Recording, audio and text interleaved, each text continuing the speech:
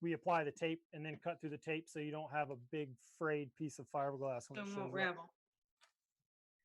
So just leave it alone. Yeah, you just leave it on there.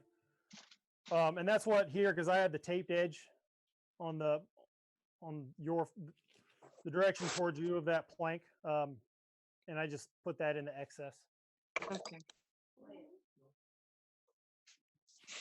So you cut the bottom piece before you laid the top piece over, correct? Cut the bottom piece. So I Of fiberglass? Yeah, I laid the plank on the fiberglass, and then using the plank as the stencil, these two together. Yes. I just kind of cut around it with that 1/2 inch to 1 inch of excess. Okay, and then you put the top part on, correct? Put the top part on. Fiberglass. You cut them. You cut the top and the bottom separately. So we're not, separately. This is the only layer of fiberglass that we're worrying about right now. The top and the bottom. This is going to be, it's going to be the top of the bottom plank. Cooler? I need to turn the air on. We're not cutting the fiberglass for the next step. It's just this one coat of fiberglass on one side of the planks. On the bottom part. Doesn't matter whether it's bottom or top. Right He's just now. cutting one piece of fiberglass. So it doesn't have to be continuous, the top and the bottom? I thought you said you have to roll it over so you have one edge that. No, just No, one so piece this of is- fiberglass. We're gonna bond this fiberglass to the bottom plank, and we're gonna trim off the excess, the edge. Once we do that, and then on Wednesday when we have the boat assembled and put together, we're gonna flip the boat over, and then we're gonna apply the fiberglass on the bottom of the boat. So it's actually two pieces, not one. What's that? It's actually two pieces of fiberglass. Correct. Okay, then I don't have to. We were just cutting the piece that we needed to cover the piece of wood that's sitting on the bench. Okay. One layer of fiberglass on top of this layer. I told you I'd be trouble. You're fine. Joel, it's Barbara. I have just a quick one. When we get to putting this together, the lettering on the planks, that go inside or on the bottom of the boat? It's if you're going to keep it, if you're not going to paint it, you want to put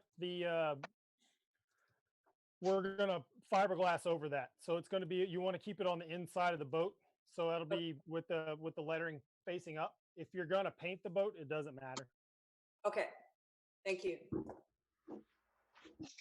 Sometimes, I don't know if anyone is experiencing it with this thinner plywood. Sometimes it will tend to have a little bit of movement. It's tension that's made into the plywood, and when you cut it, sometimes it bends a little bit. Sometimes it's just easier to facilitate the build of the boat if it already has some pre-bend in it. But not really an issue.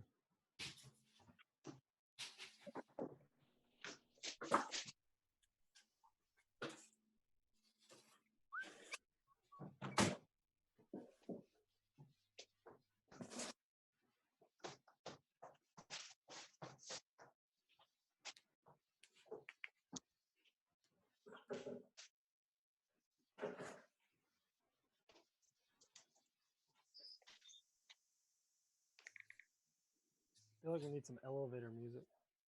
Yeah. Let's start dancing.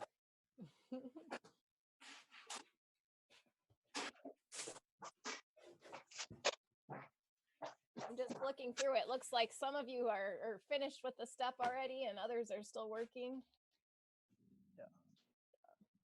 Yeah, and so when you're done, once you have it trimmed, you'll have ideally a piece that's about the size of those two bottom planks together. And again, I'm sorry I didn't clarify, but we'll be able to make up. And then once you've got that piece of fiberglass, you just want to roll it up, kind of get it out of the way. We're doing this just because we have the full surface to work on. now, and it's just easier to go ahead and take care of that step.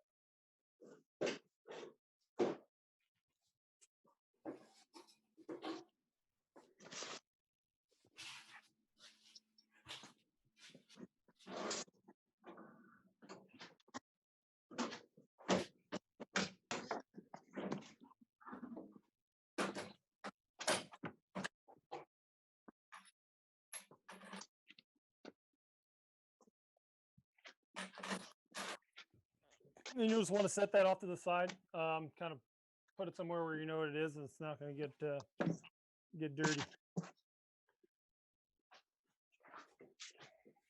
And then we'll bring the bottom planks back out.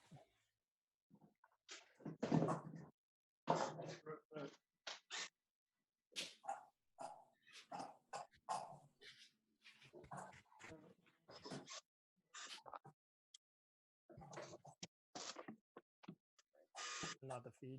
It's not going.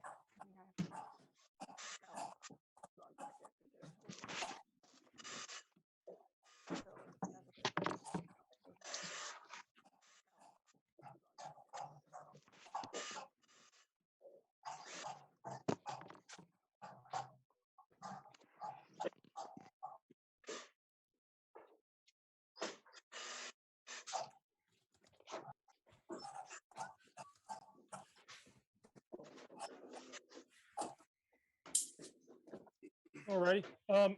And so I think as Barbara asked the question about the lettering on the planks, you will notice that there is, each part of the kit is going to be scribed with the location of that part.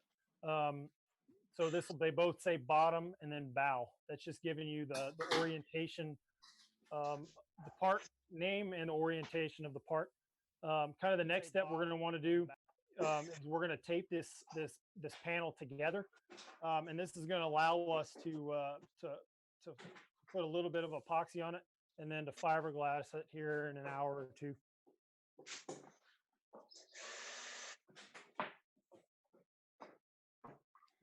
You want the facing up?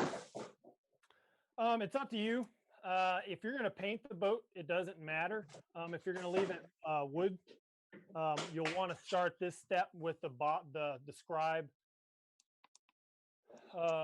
facing down into your table where you can't see it. Because the step here is we're going to use our masking tape. We're going to kind of hold these two pieces together, and then we're going to flip it over. And then that will be at the orientation that it will live in on the boat.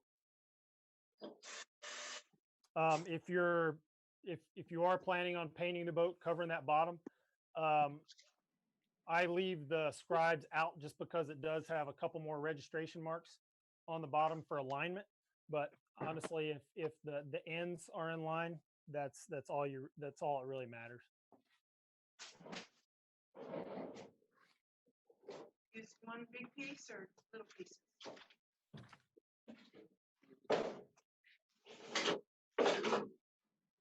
Going across? What was the question? Oops.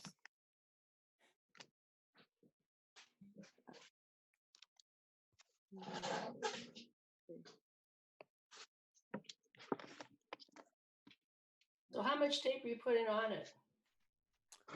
We're going to take some stitching going across, and then we're going to run at least one strip down the entire seam.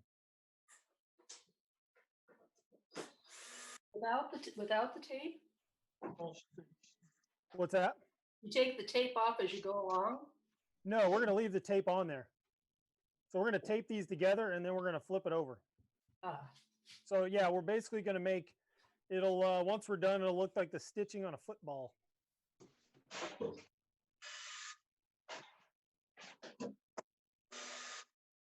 So I think we can go ahead and get started there. Got anybody still cutting fiberglass? All right, and with the masking tape, so yeah, we're going to start off kind of stitching this piece together across the seam. Again, make sure the registration marks, make sure you've got the right alignment, that both bottom, where it says bottom and bottom are on top of each other. Because yeah, if we put one in the wrong direction, it might be for an interesting boat. But yeah, just kind of, and what this is going to do is just kind of help us in orienting the bottom plank. When you're attaching this masking tape, if you'll kind of hold one end down and stretch it to the other side, it'll pull that those plywood planks together just super tight. Because the tighter the fit, generally the better.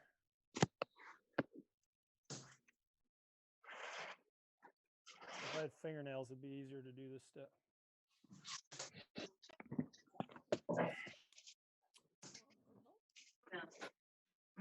How many of them did you put on there?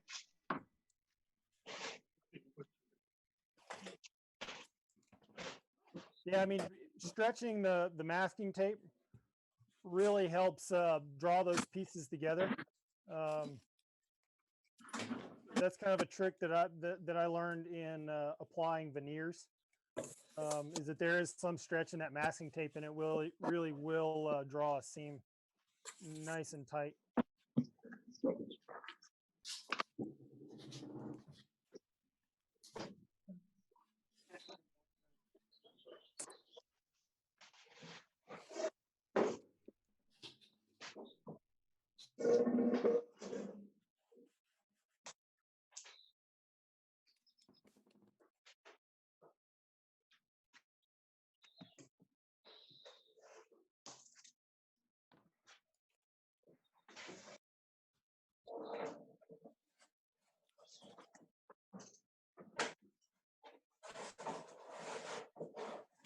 I have a very slight difference in length. Is that going to make a difference?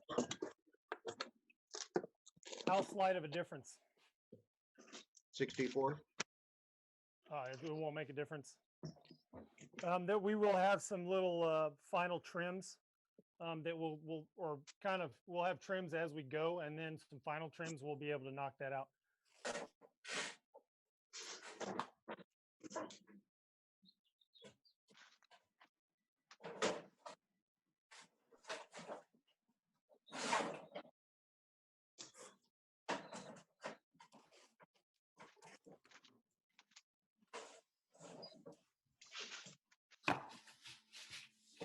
And just remember to kind of take a look at the planks. They are supposed to be mirror images of each other, symmetrical on each side. If for some reason these holes that are in this bottom plank aren't lining up, you may have one backwards. And then I'm going to run a seam of tape down the whole backside here. And this is mainly to kind of help with keeping the epoxy for running through. It just kind of holds the epoxy in place while it cures. And I'm actually gonna, because I have a very full roll of tape, do this a couple times.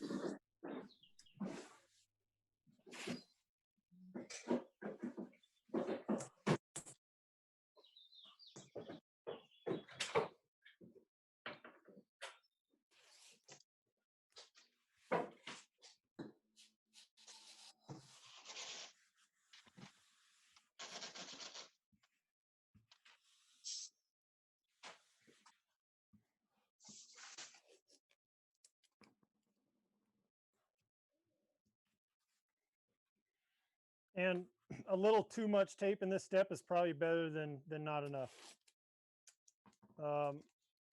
Just to make sure that these two parts stay oriented, because you're going to have to go through that curing process of the epoxy to make sure that they're bonded together well.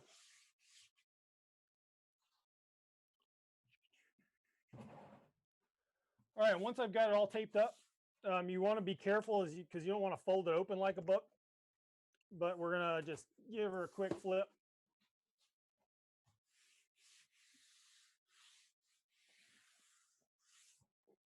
And you should have a nice kind of tight seam right down the middle.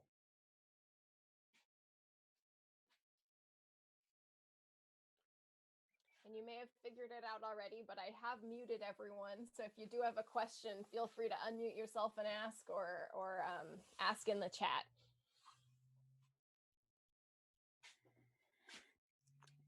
So once we got it flipped over, you want to make sure that it's a nice, you kind of run your hand on it, that overall it's a really nice even seam. It may feel like it's got a tiny bit of undulation there. There's not a whole lot you can do about that. But what you don't want is one lip kind of over another or it kind of protruding. You want it to be nice and flat and just kind of flush to each other. And that's just going to allow that fiberglass to bond these surfaces together properly, as well as make for a lot less effort down the road on trying to figure out how to kind of fill that lip or gap. You're gonna have, What's that?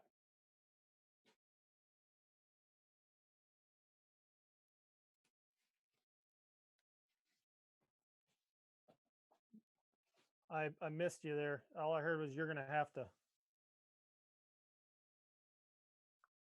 they still there?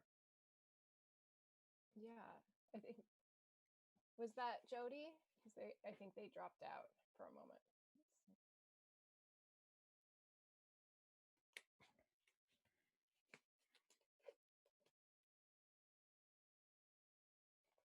What happened? Yeah, and if you're looking for the unmute, it's the bottom. If you're on a computer, it's going to be the bottom left. There's a spot. Hoping I didn't cause problems with the muting. Can you unmute everyone? Just in case. Yes. Okay, I'm going to unmute everyone for just a moment. When you unmuted us, we can't, when you muted us, we can't unmute. Oh, you weren't able to unmute? We're not able to. Oh, no. Okay, I will work on that. Yeah, I thought they had to. So Joel, you took the fiberglass out from underneath, correct?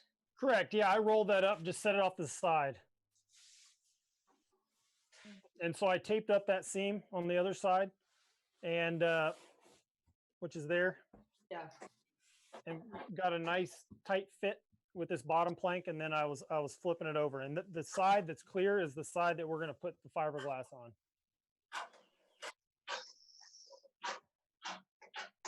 my internet connection is unstable. Well, you're back now, so. I'm having to redo my tape. I registered it on the stern rather than the bow, and all the marks are lined up on the, if the bow's lined up, so it'll take me just a sec. I'm sorry, I looked away for a second. Did you just flip that piece over again, or now do you have tape on both sides? No, I flipped it over and then reflipped it. Oh, Now I'm okay. reflipping it. Okay. No, we just want to tape the one side, because if you try and fiberglass over tape, you'll end up with a bunch of air pockets. You know, not a very good bond.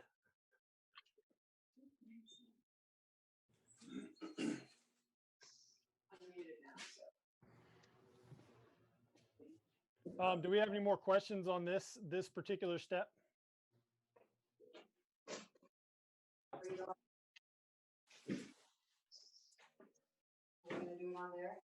So Joel, now it's up, right? That's the inside of the boat, right? Yeah. So once the tape is down, when we're finished with the boat, this is going to be the inside of the boat.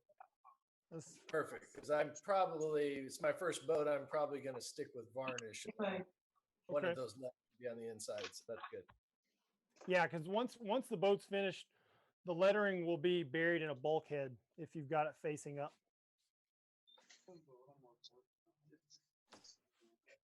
I have a question. Yep. I'm still at the taping process. I ran out of masking tape. Would it be best if I wait and go get some, or use packing tape or duct tape? What was the last option? Duct tape, packing tape. Duct tape should work fine. Okay. What I would do is you could actually try both and see which one sticks to plywood better. Okay, excellent. And the second thing is the stencil side is the side that you were taping, or it doesn't matter? The stencil, you mean where the scribing is, the lettering? Yes. I put it on that side. Okay. No particular reason. This boat that I'm making is going to get painted, so I'm not Same. worried. The way it's set up is that it will be on the outside when the boat's finished, though. I see. Thank you. Joe, I'm got confused. side is facing up now? The stencil side or the clear side? So right now, I have the side tape that has the markings on it that says bottom bow. So it's on the bottom, which will be the bottom of this boat. All right, I got you. Thanks a lot.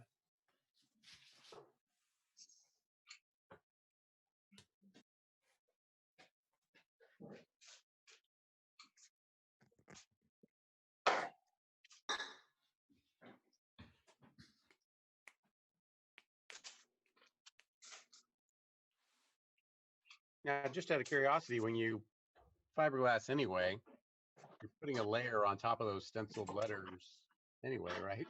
So, Yeah, the fiberglass is gonna go over the stenciled letters. Yeah. It's because the fiberglass, once it cures, the epoxy cures, the fiberglass disappears. It's gonna be clear. Okay. And so you'll still be able to read them. Okay. It's just all about whether you want to be able to see them. Okay.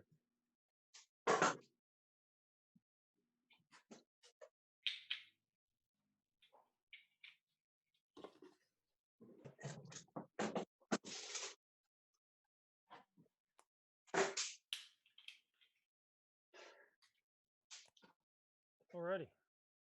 We ready to move on, or are we still taping up?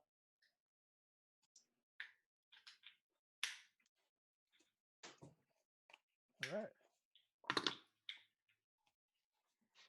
So yeah, what we're going to do now is we're basically just going to run a really kind of a light coat of epoxy right along this seam that we've made by butting these two planks together. What we're going to do there is it just allows a little bit of epoxy to kind of penetrate in that crack. There's not much of a crack, but this stuff is pretty good about finding nooks and crannies. And we're just going to allow that just as a little bit of extra bond when these two pieces are together. It'll also help us in a little bit when we go to fiberglass, is there'll be a nice tacky layer to roll that glass onto, kind of get it to hold while we go back and spread the resin on it. So this will be our first foray into the epoxy. Again, so we're just going to go one pump, and just kind of remember what I said earlier. When I say one pump, it means one mixture of the two parts. So it'll be one pump of the hardener, two pumps of the resin, and that's just the one mixture.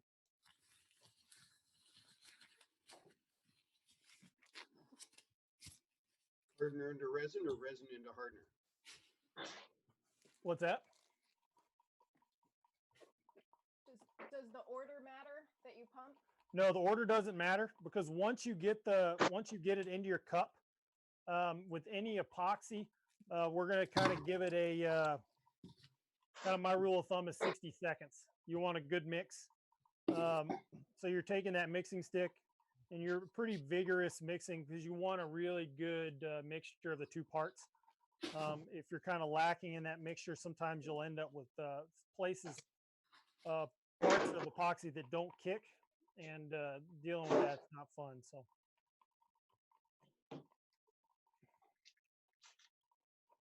So you're doing the inside of the boat now, right? Correct. This will be the inside of the boat, and we're just going to wet out this butt seam that we created by taping the bottom planks together. And that's the side with no lettering or with lettering? It's however you oriented it. Mine has no lettering because I put the lettering on the bottom. Okay. It's a mirror image, so either side will work. But that's going to be the inside of the boat when we're done, right? Correct. This is the side we're about to fiberglass is going to be the inside. So if you don't want to see the letters on the bottom of the boat, you'll want to tape the other side.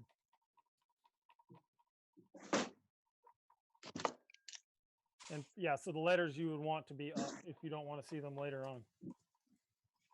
So that's a very small amount, is that right? Yeah, it's a small amount. It's not going to take much, because we're not painting this whole thing. We're just going to take our little small acid brush, these little silver handled brushes that you've got, and we're just going to kind of quickly just run over that seam with a little bit of epoxy. Well, this is Tom. I didn't get any of the silver handle brushes, but I did seem to get quite a few bristle brushes. Okay. The bristle brushes will work just fine. And Yeah, honestly, this is about the only step that that you really need the silver handle brushes anyway. Yeah, I didn't get any acid brushes either, but I have a few extra chip brushes, so I'll use them. Okay. Yeah, the And kid it may have only been had 4 something chip that brushes. they may have been just running low at Duckworks. I know he's had to kind of scrounge for some stuff because the supply chain's been a little interrupted with the whole coronavirus. So once you've got that, you've got the epoxy in the cup, you've given it a really nice mix, thorough mix. We're just going to kind of run down that seam, and you can pretty liberally apply the epoxy just right down that butt.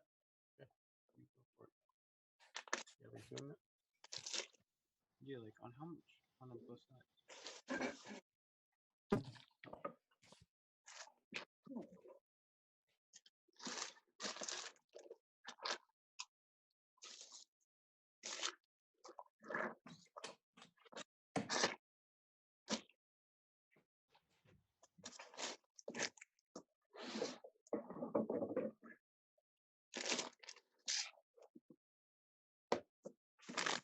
So Joe, how wide are you doing that? Maybe an inch. That looks like about an inch. I mean, it's only really important to kind of get that crack. I'm going the width I am just because that's how much the brush is kind of splaying out.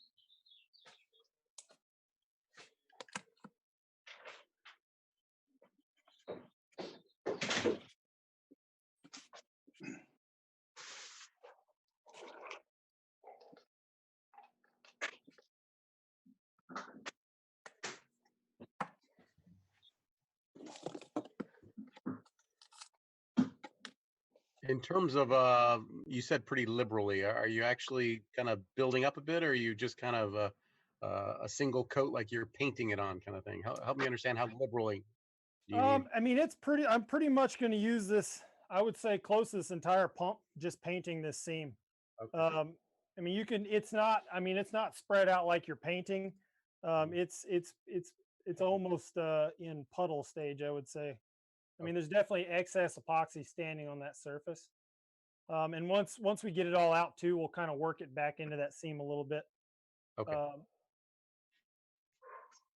Because the plywood will soak up a lot of this epoxy in that joint as well.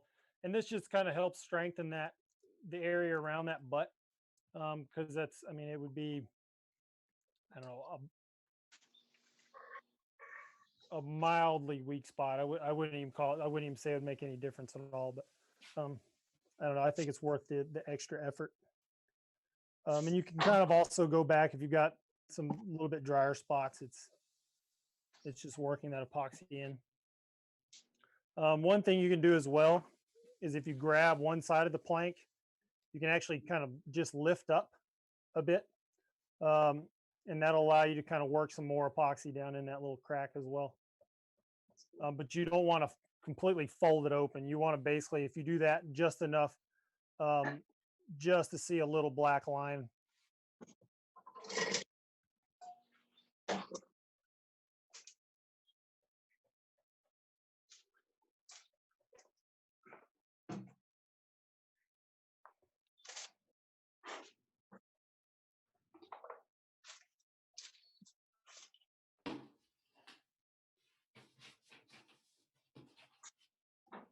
And if you end up with a little bit of epoxy left in the cup, that's okay too. We'll use it in the next step. Because I do have, I don't know, maybe a third of a pump left. And it looks to be about pretty well saturated.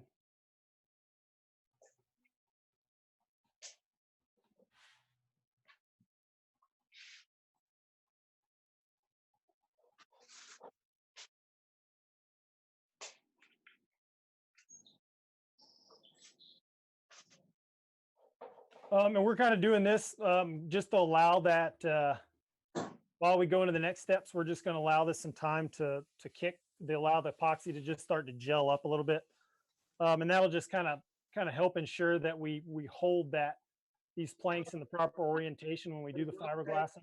Doing well. Really How are good. you? I'm doing good. Thanks very You're much. welcome. Have a good day.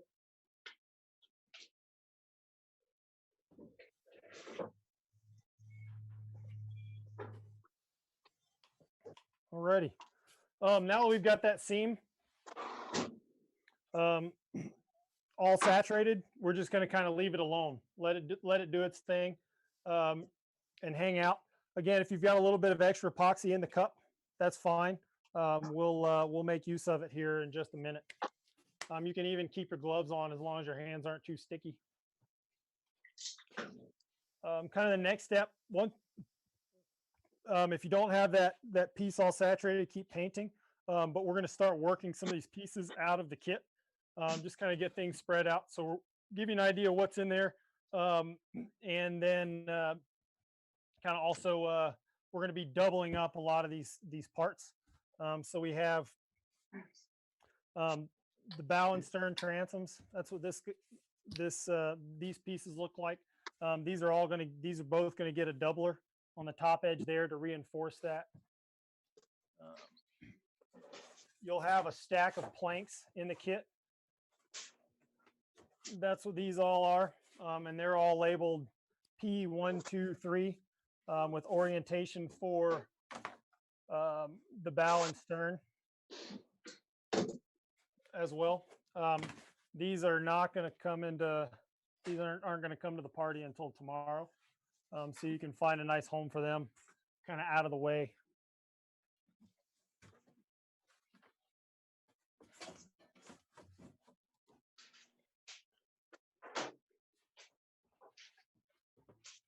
So we're looking for bow and stern transoms.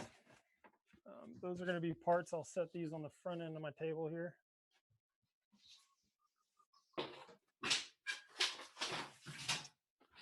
We're looking for the quarter knees. They're bundled in sets of 2.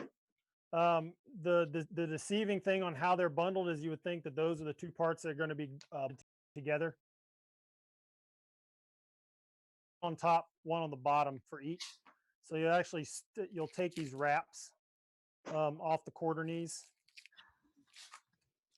and they'll have the orientation, or at least the part name will be stamped on the bottom. So like here, it's marked bow. I don't know if you can see that or not.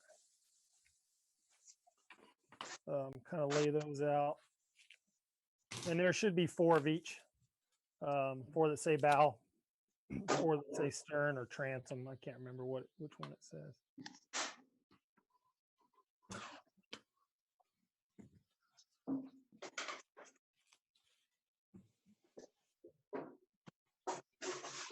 Yeah, TR for transom.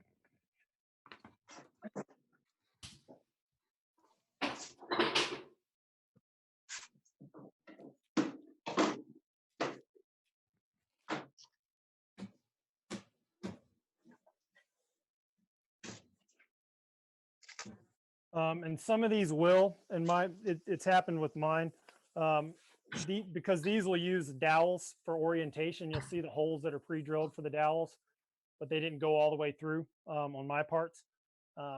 You can use a razor knife to kind of pop that out. A pencil works. Yeah, well, a pencil works, yeah. I mean, you're basically just kind of working that hole so it goes all the way through, because you'll need to know where that hole is for registering the dowels for the part glue ups.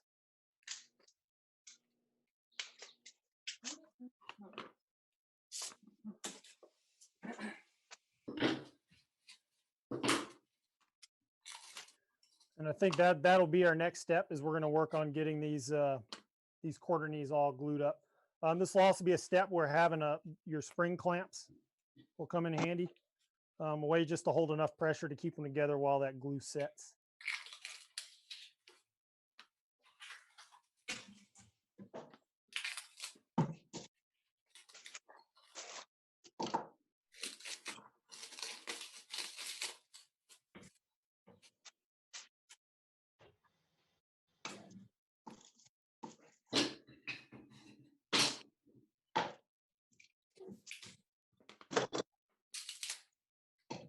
So with again, I was kind of getting into just a minute ago, the labeling on the parts is that you have four pieces that will say TR, 4 pieces that will say bow. So the bow is the front of the boat, TR is for the transom end of the boat. And they are not, all 4 pieces aren't the same. These are going to fit together. You're going to find it where they fit together with so here with the transom is both TRs are going to line up on top of each other. And the forward edge, the curved edge will line up and the back edges will not. So they'll kind of overlap. And what this allows for is a bevel where the planking comes into the transoms. It allows it to seat in there and match that bevel instead of having a really big gap.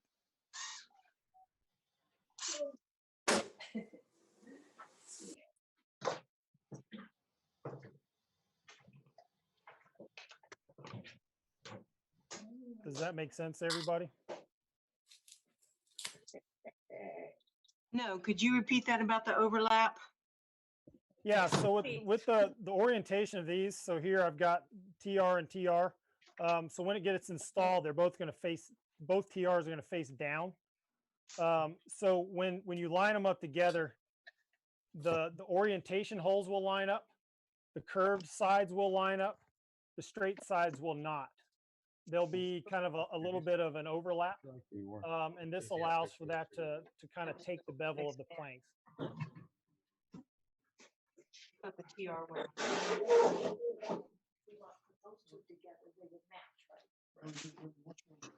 Joel, we want to pair them up so that they have one of each type. They're different from each other. No, the 2 bows go together and transoms go together. No. Yeah, I know, but. Correct. The 2 pieces should not be the same. That's what I meant. Yeah. They are asymmetrical to each other. Okay, great. So these 2. So the text should be facing each other. So bow facing bow. No, so the text will actually, the way I have it oriented, and I think you can probably do it either way. Yes, correct. You can do the transom to transom, and I'll orient it properly as well. So you're using the 2 transoms one out of each of the 2 sets. Is that correct? So the overlap is only about 1/8 of an inch on one side. Yeah, and it should be on the straight side. Yes, on one side. The hole, as long as the holes line up, the curved sides lined up, you should be doing it right. There's like minimal. Would it be helpful to have the words still on the outside so you know what Yeah, I feel like holes both perfectly aligned. You can. That is that Kate did make a good point. You can. Let me They show will you. orient themselves if you put the letters towards each other. But at that point, you'll need to label it on the outside, whether it's a transom or bow. Because if you don't, you're going to have to guess in the next later steps. These could. Letters supposed to be both facing, or are they like touching each other? You could do it either way. Either way will work. And I just checked on that. That's what I was just saying too. So like here, I've got the 2 TRs facing to the inside, but that covers up the orientation, so you won't know the part. So I did just take a pencil and put TR on the outside of the piece. Okay, I'm sorry, I'm a little bit confused. The 2 pieces that were wrapped together, those 2 pieces are the exact same. So Correct. am I taking 1 TR out of one of the wrappings and another TR out of the other one? Yes, absolutely. That's correct. Okay, I'm sorry. So it's one of each of these. Okay. TRs down, and then down. TRs together or TRs facing up. Okay, and then that gives us that little lip. Okay. Yeah, Sorry, and the lip will be just right. As long as the holes line up, and you've got the lip just on that straight edge, you should be in business. Okay. What are you doing? See, the lip is on the straight edge. So yeah, let me turn on mute. Sorry. Yeah, like here. I don't know how well that shows up in the camera. You can't see the writing. You can see well, I'm not worried about the writing. And again, if you put the writing, both writings in, I would highly suggest labeling your parts, because then you're just going to have to get creative on which end is which.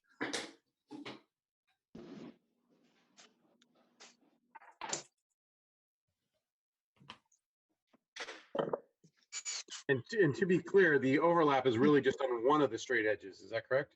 Yeah, correct. I mean, there's a tiny bit of overlap on the other edge, but Yeah. it's not much. Okay.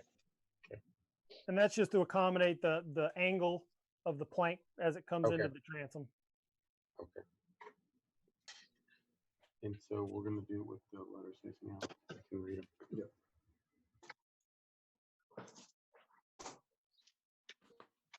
So on my TR pieces, the holes aren't all the way through. Yeah, so what you can do, what I did is basically I just took a pencil and just pop it through when that bit on the CNC machine. Sometimes these the plywood may be lifting a little bit or down a little bit and it doesn't get all the way through, but you should be able to just either take a razor knife, cut it out, or just pop it through with a pencil. Or I can drill it. You could drill it too. It's a 1/4 inch bit.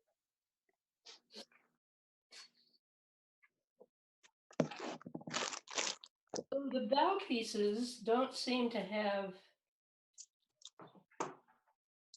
same kind of edge as the stern ones.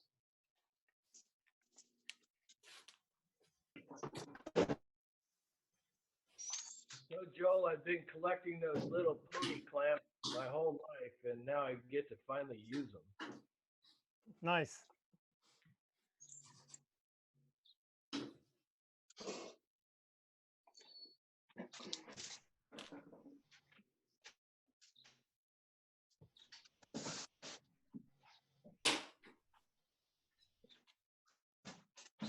So do the bow pieces fit perfectly together? I mean, with no overlap? There'll be overlap on one edge, an obvious overlap on one edge. So the curved sides will line up flush, the holes will line up flush, which will cause an overlap on one edge, which is going to be the outside plank edge of the 1/4 knee.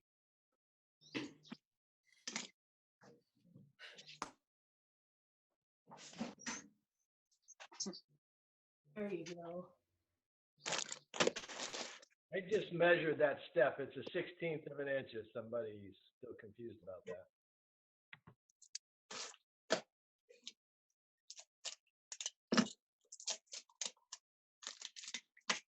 So this looks like we need another table or something. You could, I mean, these, if you've got that wax paper or whatever I was talking about, once you clamp it, you can just kind of set it off on the floor somewhere or just out of the way. You'll also have a little bit of room up here on the table if you need it.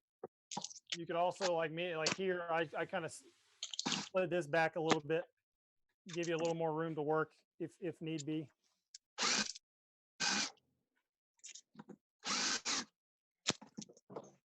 So the next step here is we're going to mix up a little more epoxy, and we're going to actually do an adhesive fill for these. So those, and then on top of that, the registration for these parts, you don't have to dowel them because we'll have a chance to go back and fill these holes later. But it does help. I would say at least with one side of the registration is to push the dowel through, just to allow it, just to make sure that you're getting the kind of the right registration of that part, making sure it's lined up nice and pretty. You don't have to worry about it because once you put some schmoo in there, it's going to want to slide around on you a little bit. And one thing you can do there is when you get the dowel, you can just push the dowel till it's flush.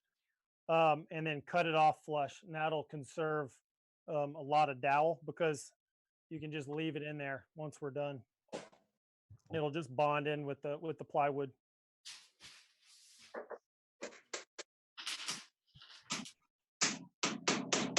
So we just received one long dowel. Do we need to cut this up into some smaller pieces, or? Yeah, you can cut it into smaller pieces. Make little pegs. You just want to make sure to make them fairly short so you have enough. Or the other option is you push the peg in, cut it off, push the peg in, cut it off. Okay. I'll actually, I mean, these are pretty cheap little, these little dowels. A lot of times I'll just use a pair of wire cutters and clip that off as well, which works pretty well. I mean, it leaves a little bit of a haggard edge, but the in the kind of in longer steps down the road, we'll be able to just kind of hit that with a quick piece of sandpaper, and that'll clean that edge up. So we don't put the dowel in until after we've epoxied the two pieces together, right? Well, what I did is I just put one peg Yeah, in and then pulled them apart. Yeah, So my I see. dowel is there for registration.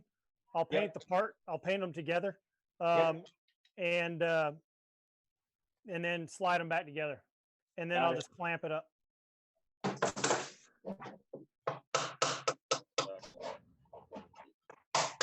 You mentioned you were going to mix up some more epoxy. We still have some leftover in there. Can we put it on top, or we need to start a separate cup? What's the recommendation there? You should be fine to put it right on top. Okay. Same thing. One hardener, 2 resins. Yeah, I would say just one pump, especially if you've got some leftover.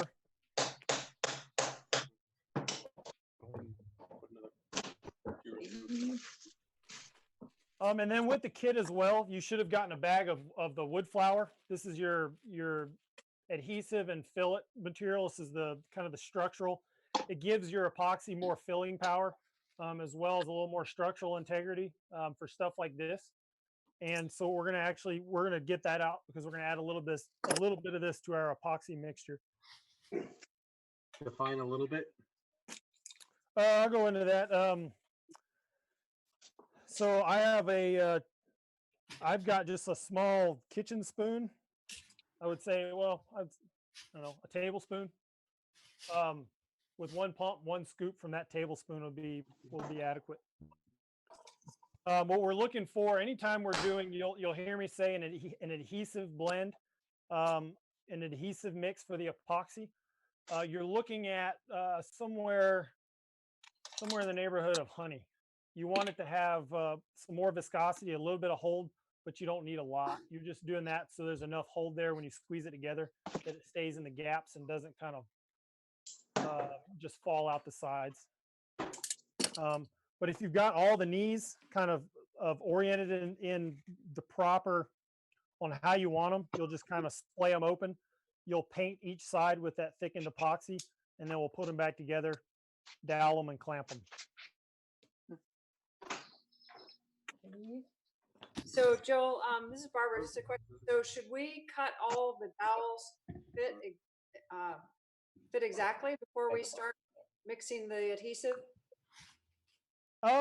No, I mean, if you want to pre-cut the dowels, you can. I would say you could cut them to, what's the thickness of this? Cut them to a little over thickness, because once the epoxy kicks, so say you could do it to like 5/8 of an inch, or 3/4 of an inch long. If you've got a little bit sticking up, that's fine, because once it all kicks, you'll come back and just kind of flush that off, either with a little Japanese saw or a sanding block.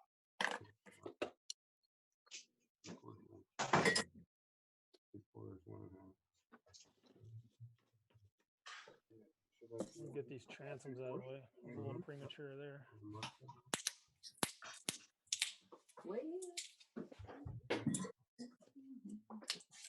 So yeah, I basically got the proper orientation of all those parts.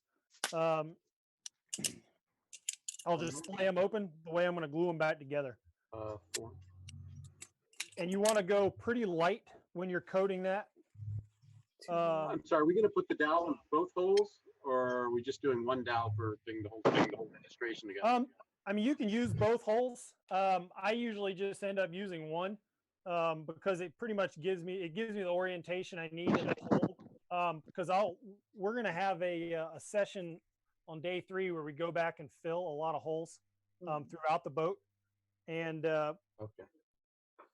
we'll have the opportunity to fill that then. This one there.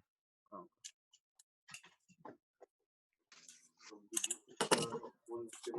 Could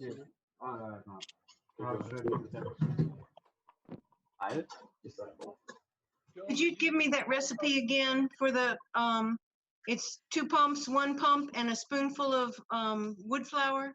Yeah, so 1 pump of hardener, 2 pumps of resin. Yeah, and I would say about a tablespoon of the wood flour. You're mostly looking for consistency. So you can see here, it kind of comes off looking like, I don't know, some between syrup and honey. And can we mix it up in the cup that had leftover? Yeah, and you can just, you want to mix the epoxy, your new batch of epoxy, just right on top of that old, because it should still Okay. be good. Okay. And then you'll add, once you've got a good mix with the epoxy, you'll add your wood flour. Did you put the resin on both sides of the pieces? Yeah, so you'll paint it on both sides. For larger bearing surfaces on later glue ups, we would actually coat it with an unthickened epoxy.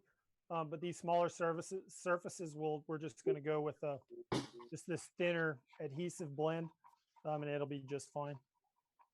So we're only painting on the one surface of each knee, and then they go together. Correct, just the inside of each knee. And you're basically painting enough to wet it out. You don't have to leave. You don't have to put a whole. You're not looking for a lot of excess there. Just. I wouldn't say a thin coat, but and for any extra that you have, you can kind of work that more towards the center of the part, just so it allows you to squeeze out.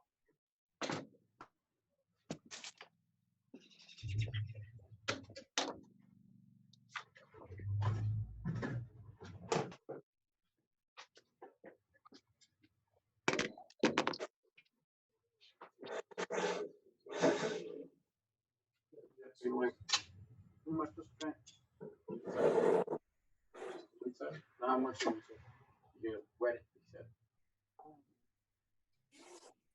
Sorry if this is repetitive, but just to double check this, what we're mixing now is with the wood filler, right? Yeah, correct. And you want that once you've mixed it up. Yeah, about a tablespoon. You're going to end up with kind of a honey consistency for the mixture. Paint it, and I'll put a dowel on it. Over the holes too? Yeah, that's fine.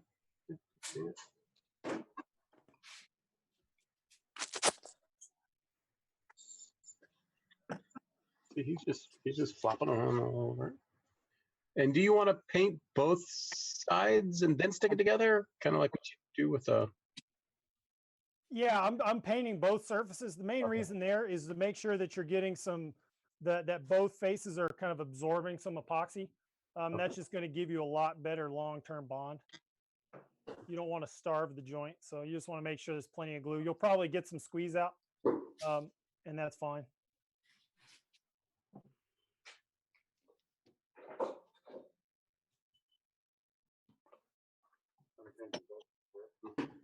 Doing the inside and over.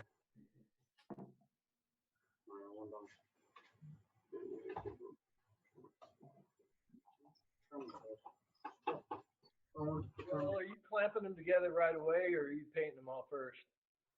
I'm just going to go, I'm painting all the surfaces, and then I'll do my clamp up all at once. I mean, you've got a good bit of working time with this epoxy, so it's no rush. Really fast.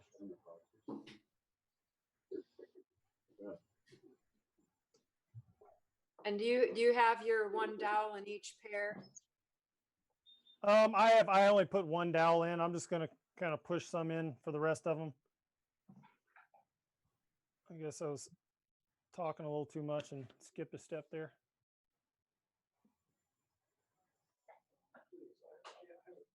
And if you kind of look back on the parts that you've already painted, if you've got some little kind of little like dry spots, this plywood's pretty absorbent. You can go back and kind of fill in those little dry spots just to make sure that we're good and filled. Because the advantage of epoxy is that it doesn't really take any clamping pressure to get a good strong bond. You just want enough clamping pressure to hold it in place until the epoxy cures. It's not like a normal wood glue where the pressure is going to give you more strength.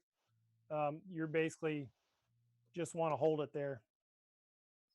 And we just want enough adhesive to fill those gaps.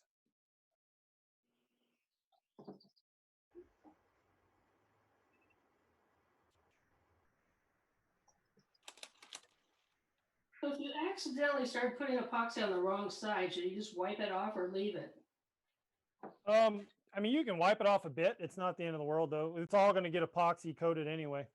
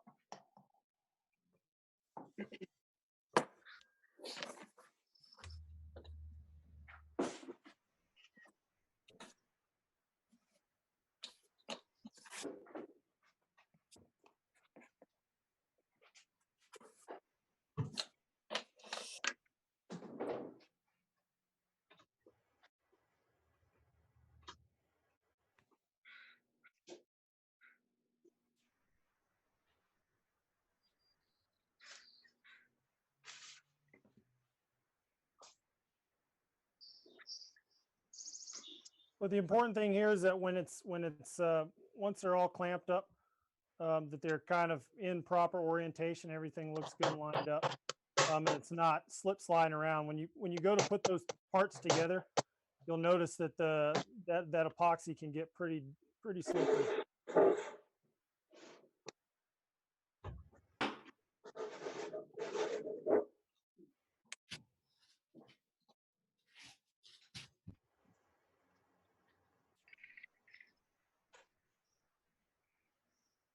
And so I've got my parts together. When you start getting the squeeze out, I mean, I'm just using my finger to wipe the excess.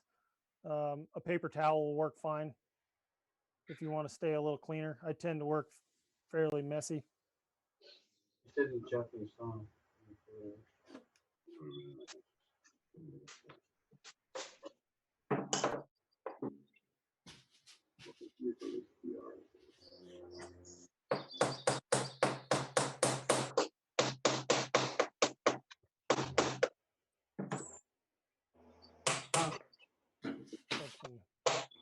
Handiwork going on there.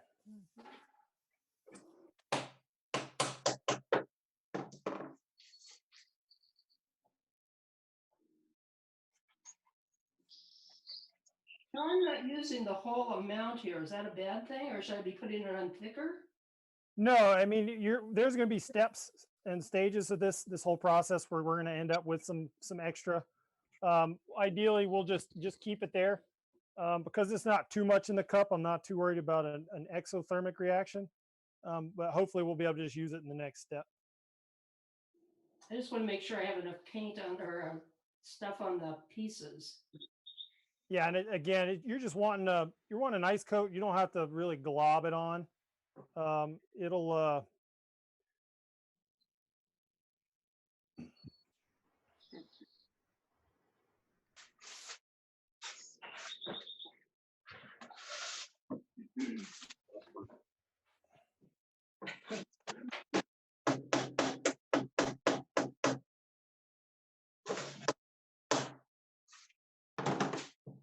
And did he clamp them? He did clamp them. Yeah, so I'm basically I put a dowel in one side and then I'm spring clamping the other.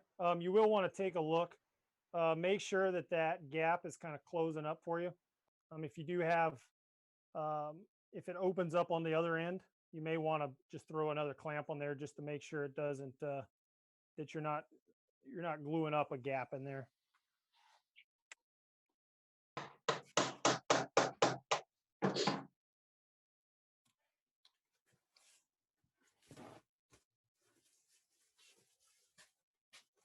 So if you glued both, if you put dowels on both sides, where would you put the clamp? If you put dowels on both sides, you can just clamp it right in the middle. Okay. And if you put dowels on both sides and you don't see any gaps along the edges and you got a little bit of squeeze out, you may not even need a clamp at all. But I would suggest a clamp. Just for for good measure.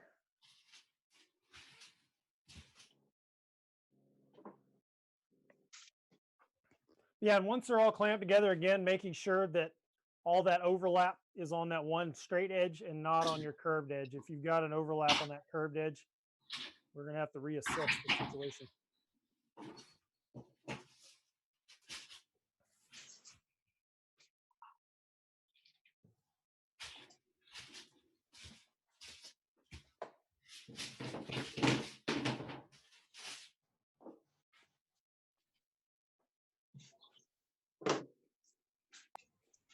I'm a little worried with only using one dowel that I'm going to put the clamp opposite that one dowel, that making sure that second empty hole is really lined up perfectly. Should I put both I mean, dowels in now, or- you can dowel both holes. That's not a problem. Here's what I'm doing. I'm putting the piece of dowel in the second one, and as soon as I get it clamped up, I'm just pulling it back again. It's up to you. I mean, as long as you feel like you have enough dowel, because we've got quite a few more steps that we'll need the dowels. But again, you never use more than about 5/8 of an inch at a time. So if you feel like you've got plenty of dowel, then it's perfectly fine to dowel both holes.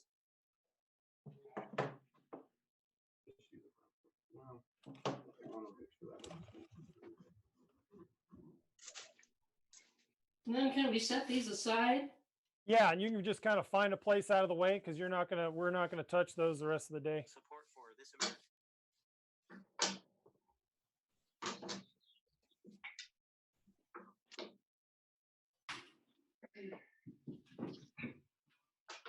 I'm actually gonna do just that. Set these in.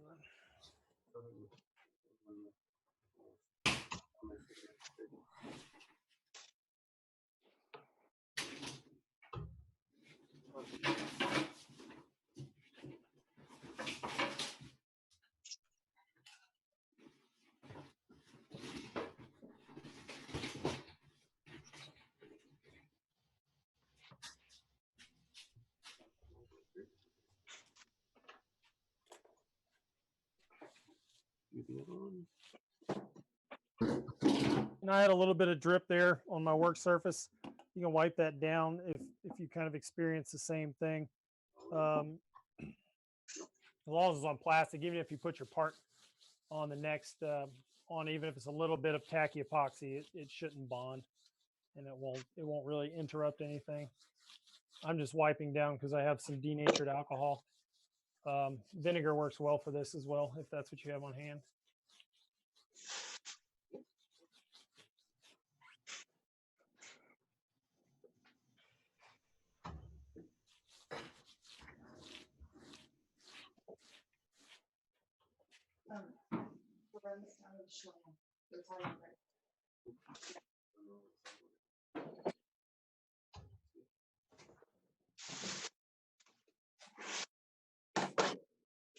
And so if you've got those knees all glued up, the next step we're going to go to is find the parts that are labeled temp jig. There's two that are rectangle and two that are not.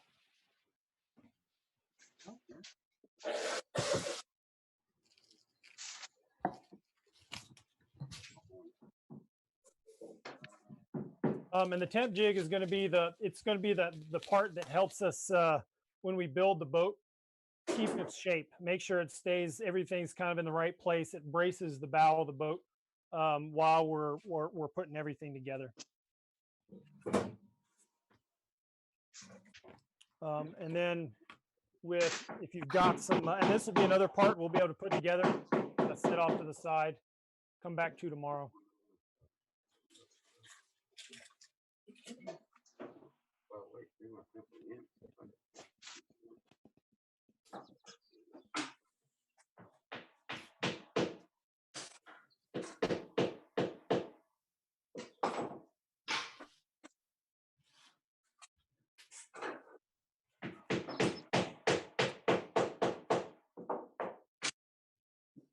How are we doing with the quarter knees?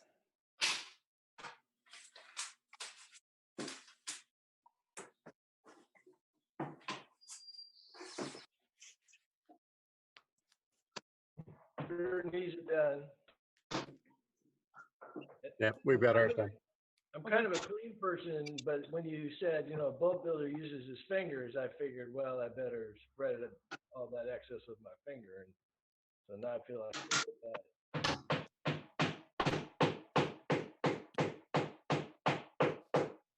And I'm sorry, I wasn't paying enough attention to this next step after these quarter knees. So, So we're going to jump into the kit and we're going to find the 4 parts. Well, they're two parts bundled together.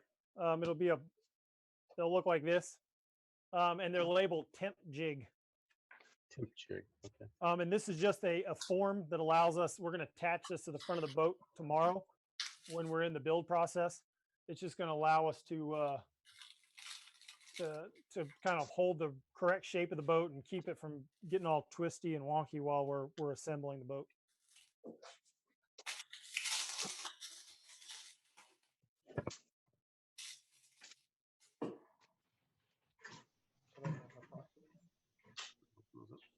You talk to the hot box. Okay. Talking to get popped.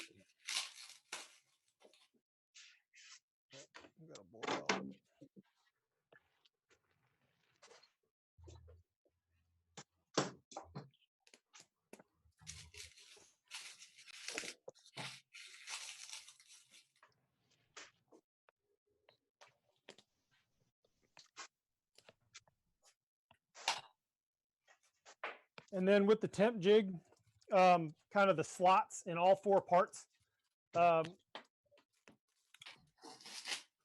it's just going to assemble in a fashion here. I would assume you've probably got some excess epoxy left from the previous step. If you do, we're just going to add a little bit more filler to that. And we want to make that more into, I would say, like a mayonnaise consistency. So probably, and you can just add a little bit of time until you get to that thickness. But you're basically wanting it to be able to stand up on its own, kind of hold in place. So we don't want to use the one with the filler? What's that? More. If we have the one that has the wood powder in it? Yeah, just add a little bit more wood flour to that. So you're using that adhesive blend. So what I did is I just added a little bit more wood flour, and you see how it stands up almost like peanut butter on the mixing stick. Oh, yeah, okay. That's all we're looking for.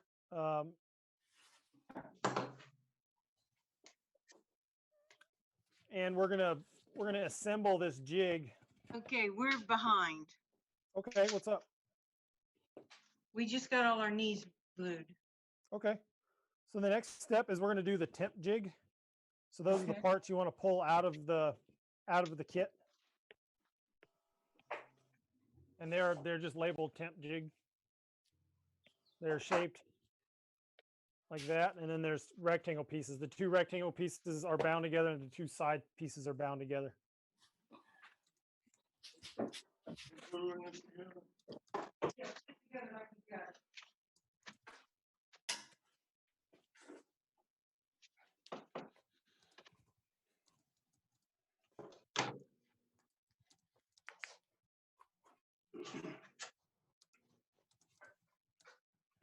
And yeah, what we're going to do, so with that thicker epoxy, but yeah, ideally you want it just thick enough that when you pull it, take out a nice stickful, it doesn't slough off. It kind of holds up on its own.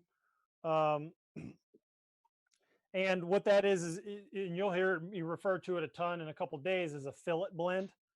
This is what we're going to use to fill corners, gaps, and it will actually serves as a structural component to the boat. We're going to use it here. Is basically where you're just going to take a little bit and kind of smear it into the corners on the inside of each of these jigs, using that round end on that tongue depressor. You ready for me to paint? Wait a minute. So did he glue it before he stuck it together? No. What's that? You put it together and then put the epoxy in the corners. Right, but you want to add a little bit more wood flour to your epoxy so it's nice and thick, kind I of holds up did. on its own. It's like peanut butter. And are you going to do it in all 4 joints there? Yeah, you basically just want to do a nice little sweep of this epoxy mixture in each corner on the inside, and that'll Just be on the enough. inside.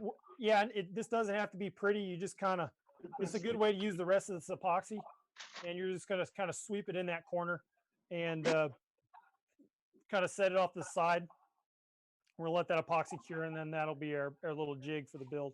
So just those inside 4 corners, you're not going to do on those outside. Correct. It's not angles. necessary. Okay. Because it's not a lot of structure. And then when you basically just kind of glob in a little bit of that epoxy, and then you'll sweep out excess with that round end of the tongue depressor mixing stick. And as long as you kind of fill in that corner, you're good.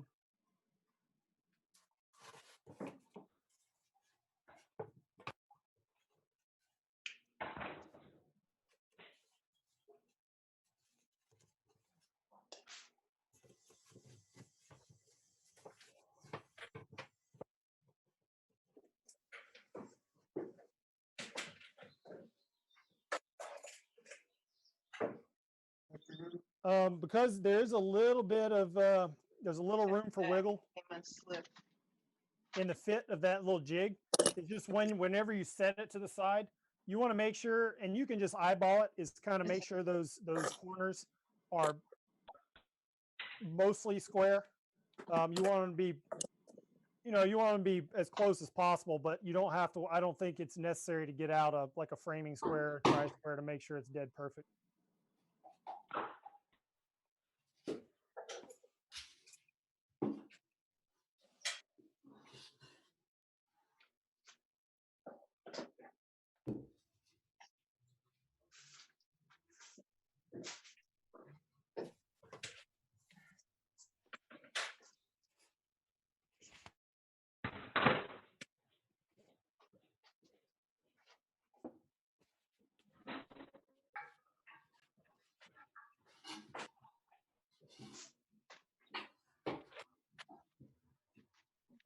Only on the inside? Yeah, just on the inside. You don't have to do any of the outside corners. It's just kind of filling in that corner, and it'll cure, and it'll just keep it nice and rigid.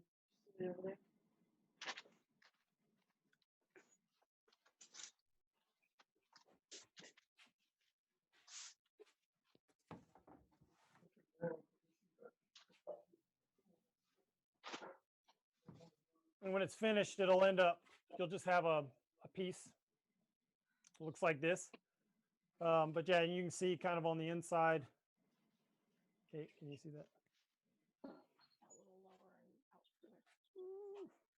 that? Kind of the inside of these corners is just enough to fill that corner. That way, when the epoxy kicks, you've got this nice little temp jig that we're going to use for helping form that boat shape. Remind me again, how long is the working time? How long is this epoxy going to take to harden? Working time on this stuff is, I'd say, half an hour. Tack time is 45 minutes to an hour, and like a dry to the touch would be 4 to 6 hours. Okay, so this little support thing's not going to be dry till tomorrow, really. Right, and we're not going to need it until tomorrow, but we just want to go ahead and get it glued up today, so we're ready to hit the ground running tomorrow. Okay.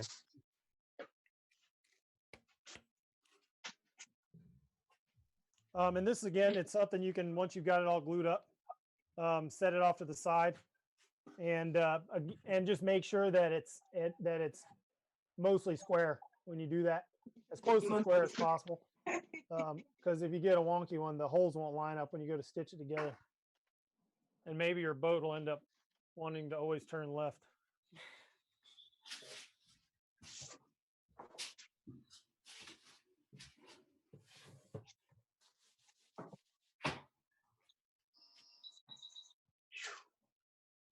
And then if you do have a little bit of epoxy left,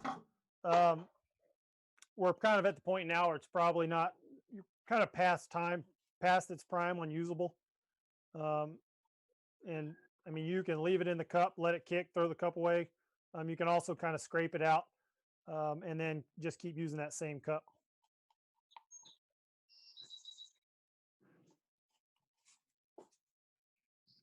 And if it's just a tiny little bit left, then we'll just mix on top of it, and it should be fine. It would dilute it enough.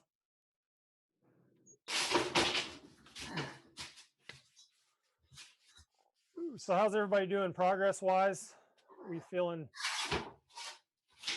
pretty caught up, or we need to wait a minute?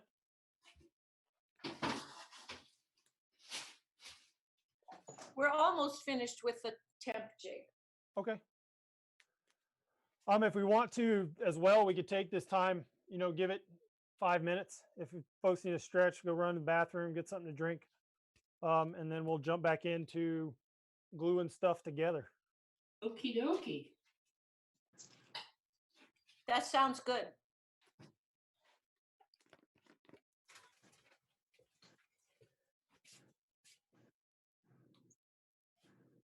We allowed to drink beer while we're doing this? Absolutely. All Wouldn't right. do it any other way. I can't, I don't think, because I think I'm technically at work, even though I'm in my garage.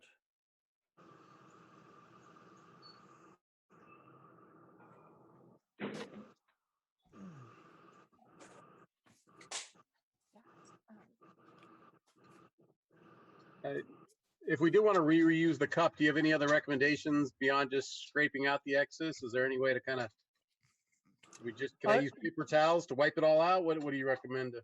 Yeah, you've got a couple options there. You can wipe it out and then leave whatever residual epoxy is in there and cure, set it off to the side, and then you can mix right over top of it tomorrow. Sometimes that does result in some flakes of epoxy kind of coming into your mix. The other thing, I mean, you can, if you've got like a denatured alcohol or acetone, something like that, wipe it out. That would get rid of the epoxy. Or you can leave it more of a mass in the cup, and then you should be able to pop out that piece tomorrow once it starts to cure. He said, just leave it. Just leave it. What if you got epoxy on the outside of your knees? On the outside of your knees? Yes. I mean, you could take just get a paper towel with a little vinegar and wipe it off.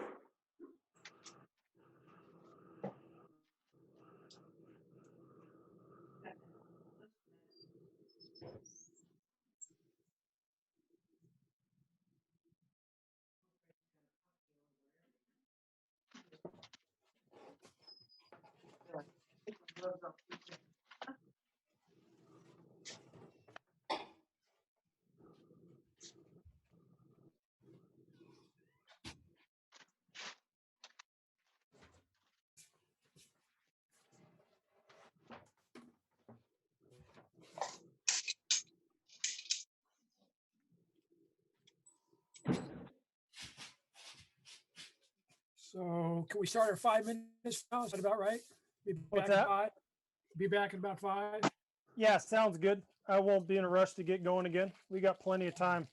We're kind of ahead of schedule anyway. All right. Thank you, Joe.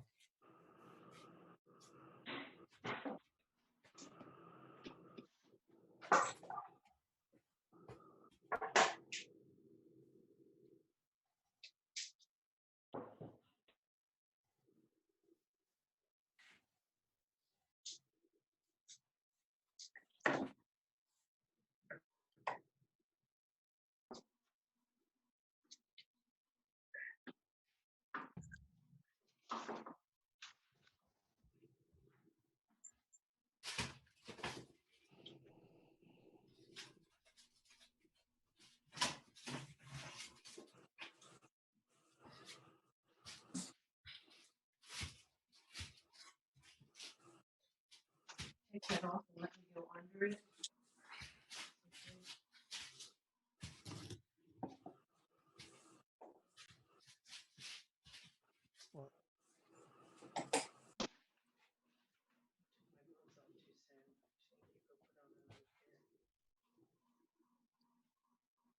Still very wet.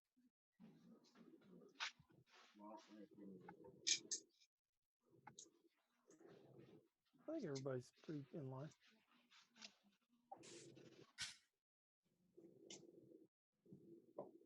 What happened?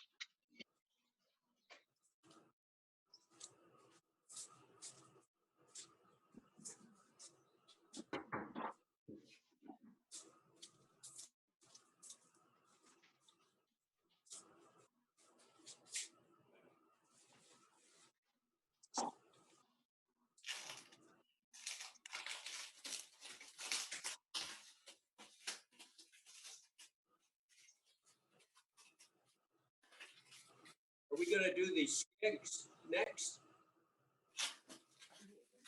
Yeah, so our next step's going to be these the skegs. Alrighty.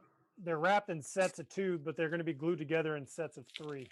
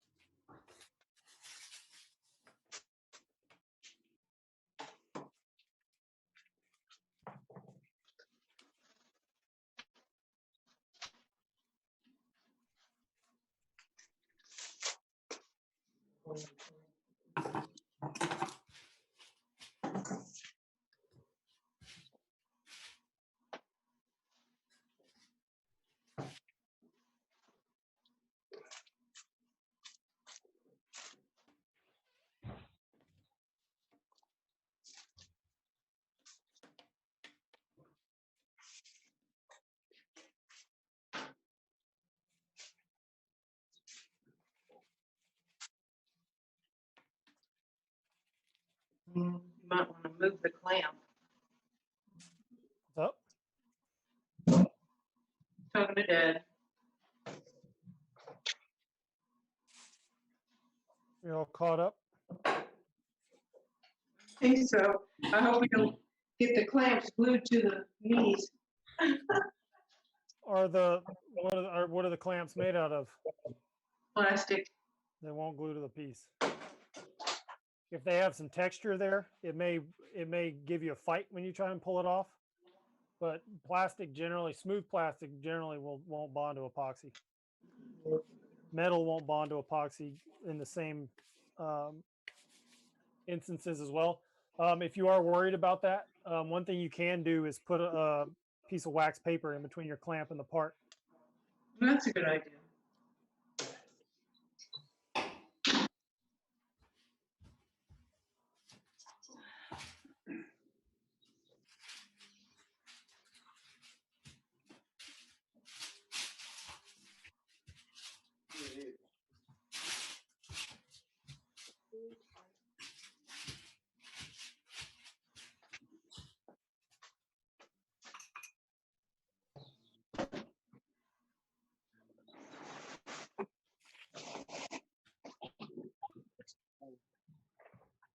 Okay.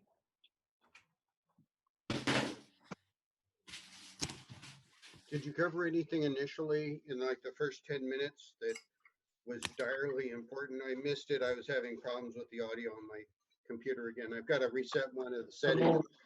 I haven't figured out which one yet. In the first 10 minutes, well, we got started a little bit late. I think a lot of it, the first 10 introduction to, was kind of introduction to the epoxy system. I don't know if you heard that or familiar with that. I missed it, but I am familiar with it. I've used a bunch of different systems, so I think I'm okay. Okay. Yeah, it's just it's a 2-to-1 resin to hardener mixture. Yeah, I've used system 3. So they won't stick. So they might be a little hard to get off, but they won't.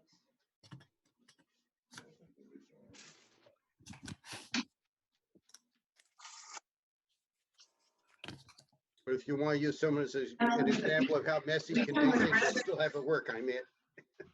What's that?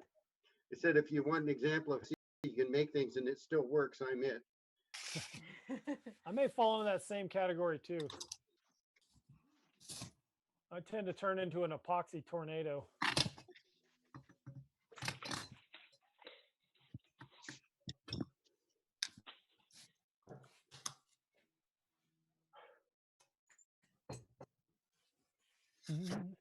Yeah, and for anybody who's kind of caught up and just idle, if you missed, the next step we're going to go to is getting the keel pieces laminated together, getting those glued up. So you can kind of find those in your kit, and because that's going to be the next step, is getting those wet out and glued up. They're all the same shape. Yeah, there's 6 pieces. They're bundled in 2s, I believe, to fit into the box, but they're all identical. They're all the exact same. And do we use the with the filler or without with flour or without? So we're going to be using a kind of an adhesive blend epoxy to bond these together. So we're going to do that first mix that we did where it was more of a honey consistency.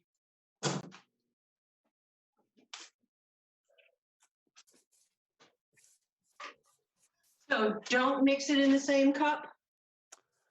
I mean, if you've just got a little bit of epoxy left, you're probably fine to mix it in the same cup. If you should be able to tell if that epoxy is starting to kick on you, if it's getting real kind of gelled up. But if it's not, you could probably dilute it into this mix. It would be fine.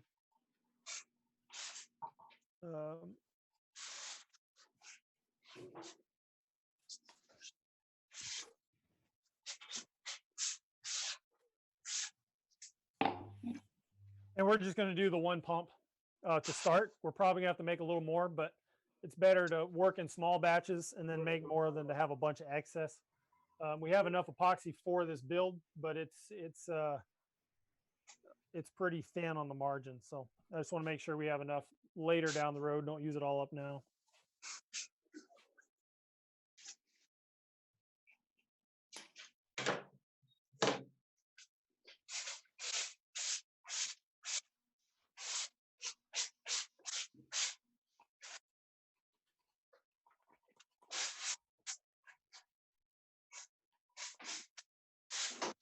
How many clamps are we going to need for each keel?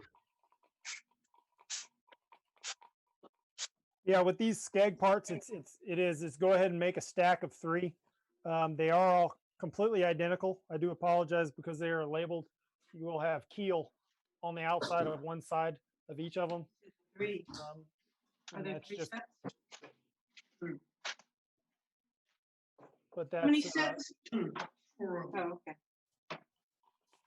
They fit here and here.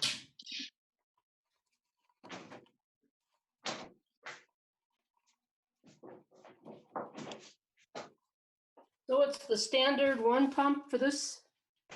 Yeah, we're going to work in small batches. It's probably going to take another, but yeah, just the 1 single mixture. So 1 pump of hardener, 2 pumps of resin. Okay. So it's okay if we start on this? Yeah, you can go ahead and get started. And then we're looking for that kind of honey consistency. What? I thought we weren't putting any wood flour in this. Yeah, so we're bonding the 3 parts of each keel together. So anytime we're bonding surfaces, we're gonna do an adhesive fill in that epoxy. So we do put wood in, wood filler. Yeah, and we want it to be that kind of honey consistency. If you've already started applying the unthickened epoxy, that's fine. That just gives you a little bit. That gives you even more insurance for that for the strength of the bond, because you can go back over it with a thickened epoxy.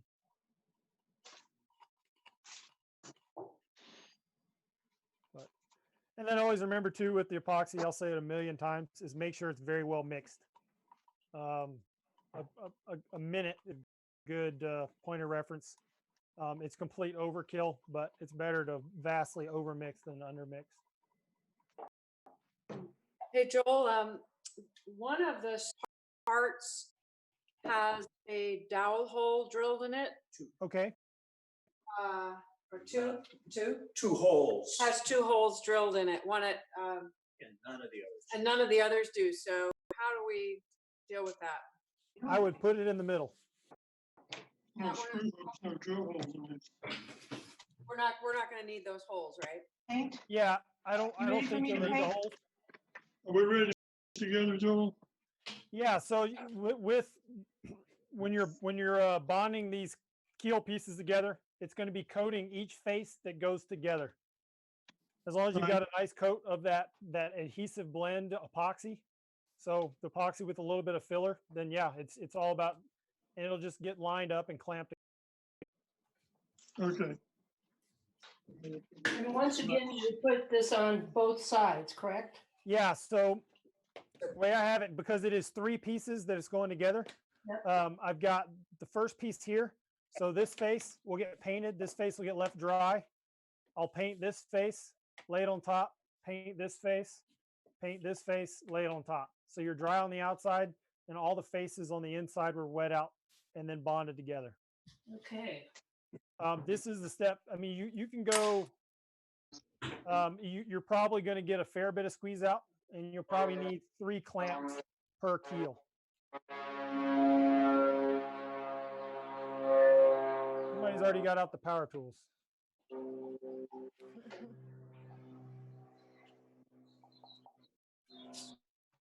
Have we got everybody back from our break? I'm not losing somebody, am I? If you want to as well, you've got those bigger bristle brushes. You can use those or continue to use the acid brush. I have a ton of these acid brushes, so I'm going to kind of heighten the speed of the process, just so I have more time to answer questions.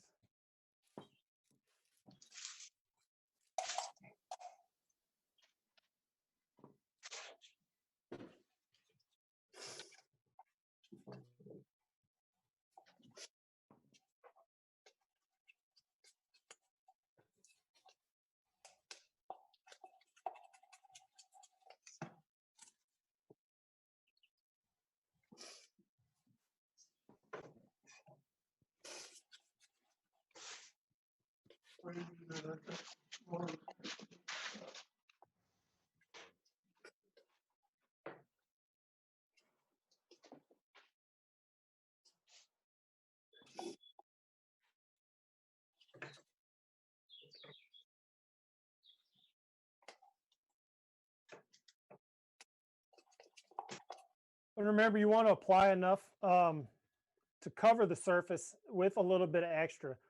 Squeeze out when you put them together is not bad. I mean, you don't want it to be a waterfall of epoxy coming out of that joint, but you do want enough to kind of fill any gaps that may be left in there.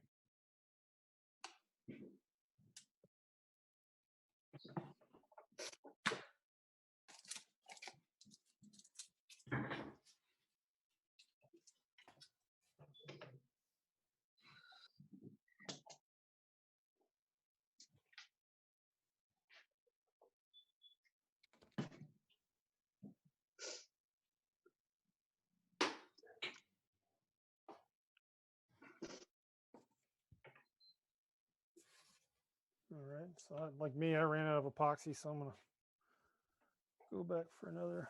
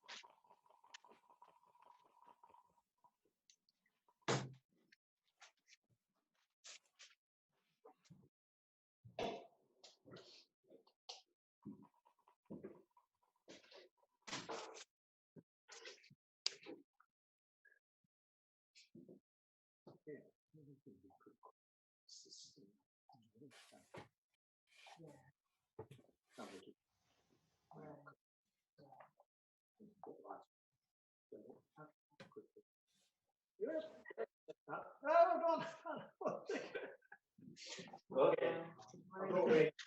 I was doing fine. Like, Well, you're just You're taking, like- it's taking so long. I'm being, well, you said, right, but you have to watch. you want to get me not something let to it- wipe that up?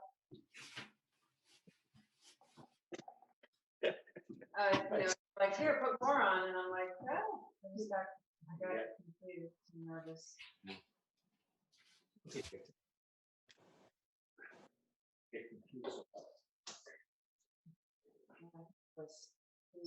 Yeah, just have to, when you take it out of, it's not gripping on.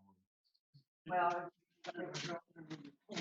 was, I got so freaked out. But yeah, more on, because I said put more on. And you just kind of.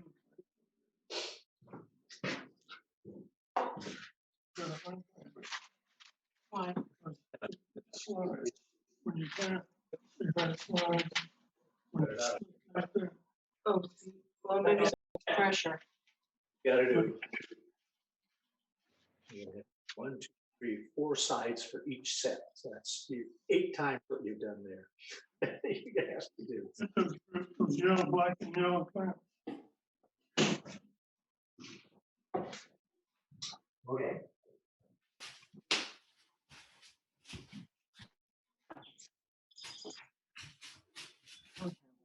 That's really important.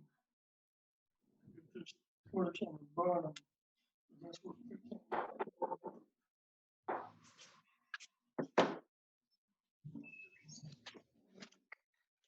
Well, in my hair, I think. I hope I'm.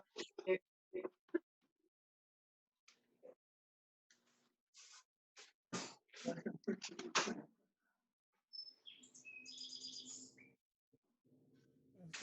Gotta get this on.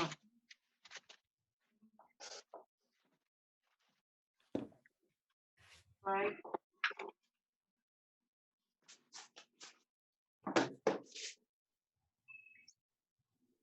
So kind of the most important thing about getting these with these the skegs is making sure that these tabs line up pretty well. I mean, if they're off a 16th to 32nd one way or the other, it's probably fine. But yeah, this top surface should be pretty nice and flat. And That's these right. tabs should all line up because they're all going to register into the bottom of the boat.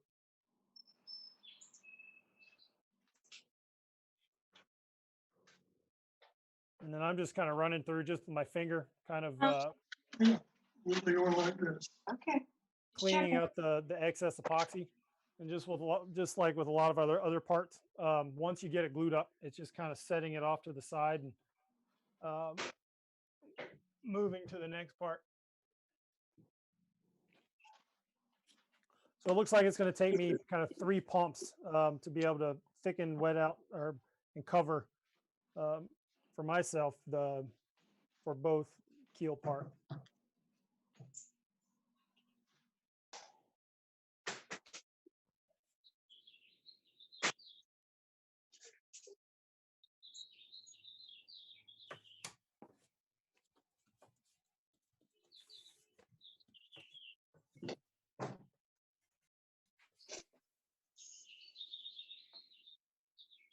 We'll wipe it off when we get it.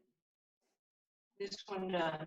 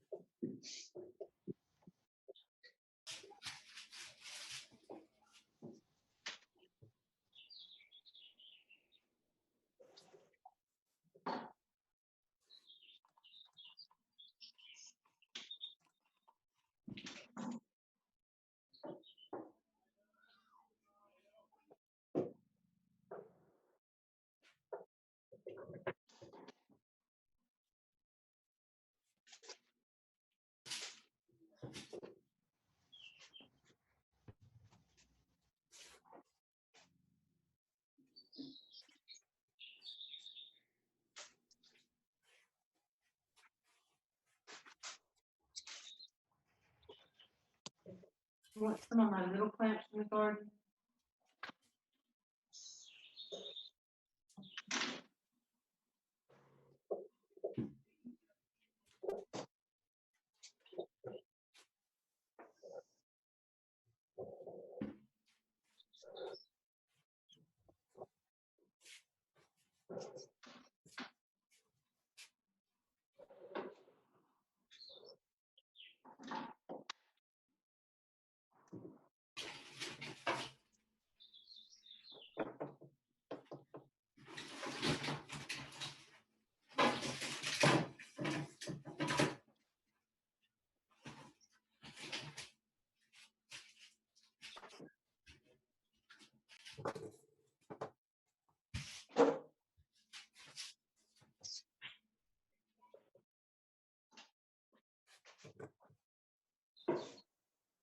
How far up the tip do you want to? If you can try not to get it real thick through the handle. What's that, Gail? How far up the tip do you Squeeze it out. put the clamp? Sorry, I still, what'd she say? How, you're asking where to put the clamp? On the tip. Yeah, I mean, you want to get as kind of as far up as it will kind of close that piece.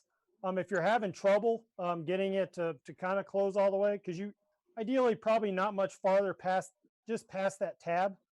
To help with the keeping that together, you could also use one of your zip ties that came in the kit.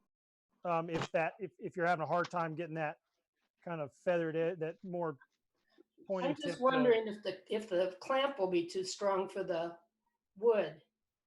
No, I mean, it should be fine. You want some of those little clamps? How about a clothespin?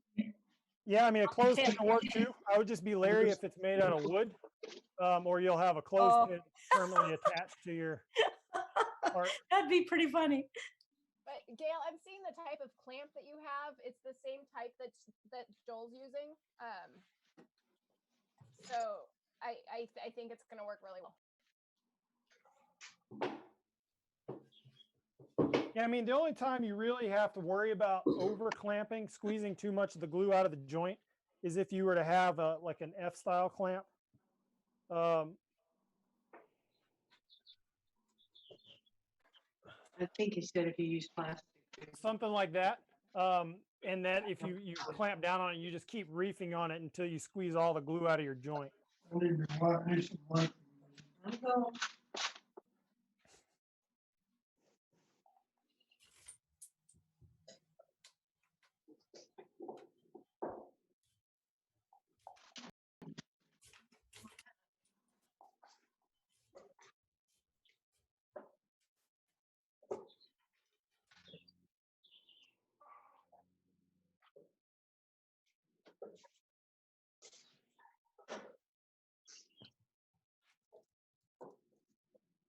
How's everybody doing in their clamp stock? Not as easy as it sounds. What's that?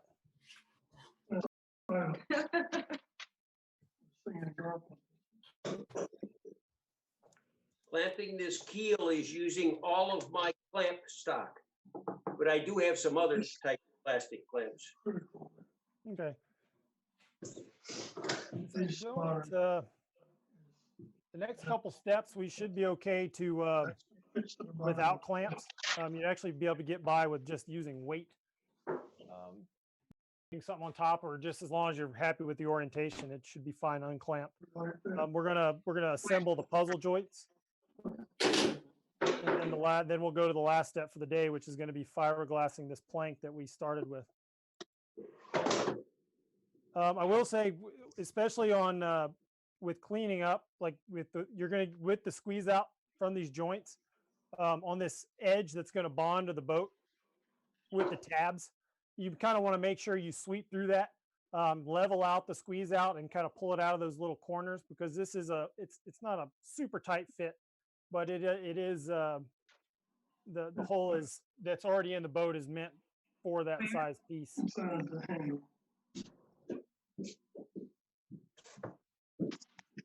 We can dowel these as well, is that right?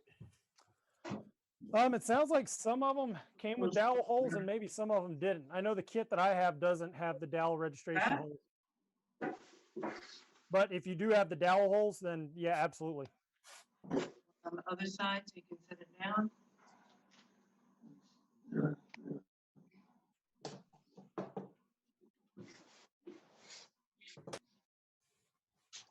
And when you look at your idea,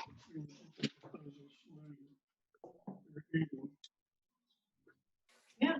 Okay, let me wipe this off.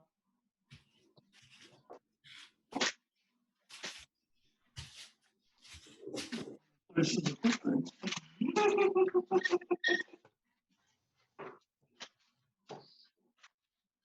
Need another table. What's that over there on that plant stand? I'm sorry, I missed your comment about what, wiping the excess that's squeezing out on these keel pieces, or what were you saying? Yeah, so with the when you get the squeeze out that comes out between the joints when you put the clamping pressure, I'll just take my index finger and run it along that edge to kind of just to spread that out, and then pick up any of the excess, because you're going to want that edge that's going to be the edge with the tabs that's going to be bonded to the boat. You want it to be nice and flat, and I'll just save you a step of having to sand those kind of burrs and bumps off tomorrow. Okay.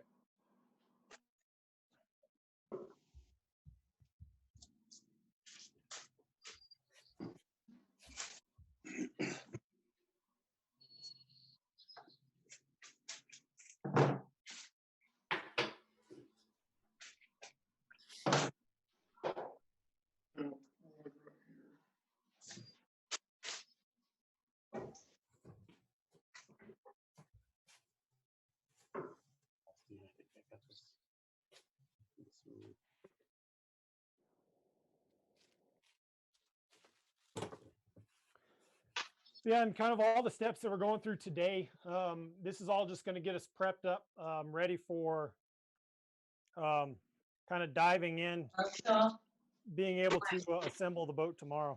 Where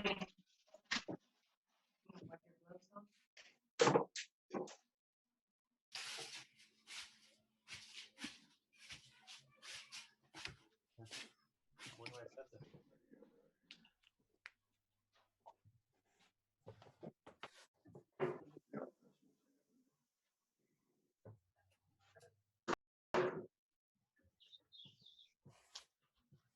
You grab a you take your I wrap it, put it on.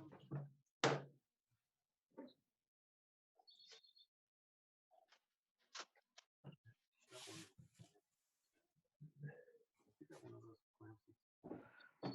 Already drawn up.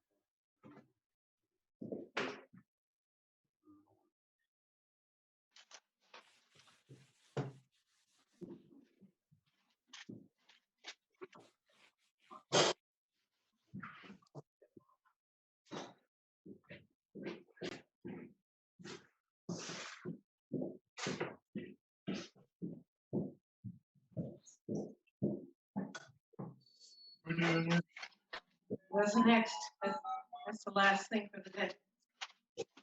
What's that?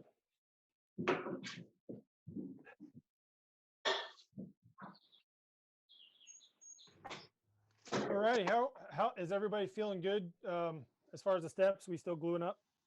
Still gluing. Okay. Still gluing, and I'm running out of horizontal surfaces to put everything.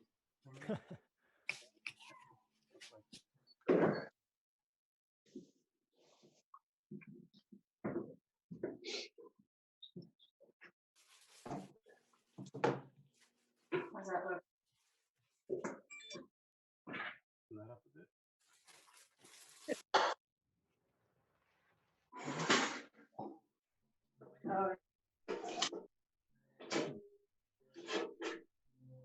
Gotta get it now than later. Yeah.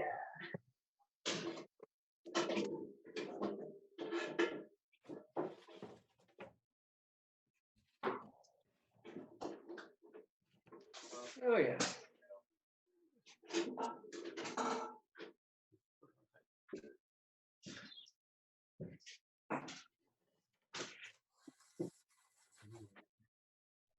I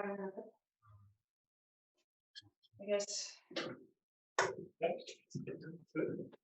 this one side and then we'll work on the next one. Yeah, thank you.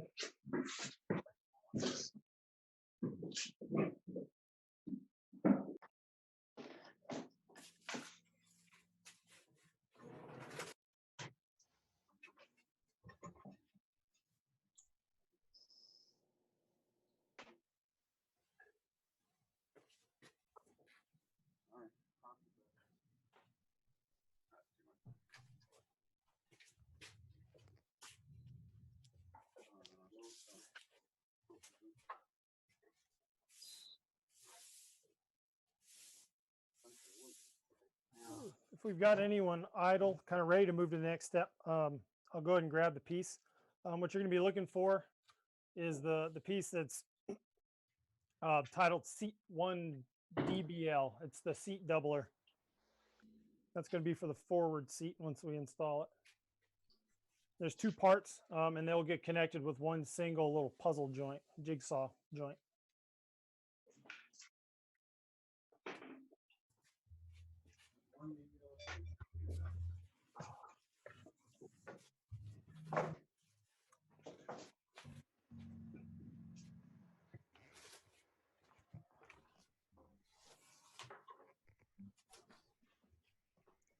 And once you found that, you can also dig out the seat 2 DBL, which is the kind of the rower seat. It's going to be the doubler for that.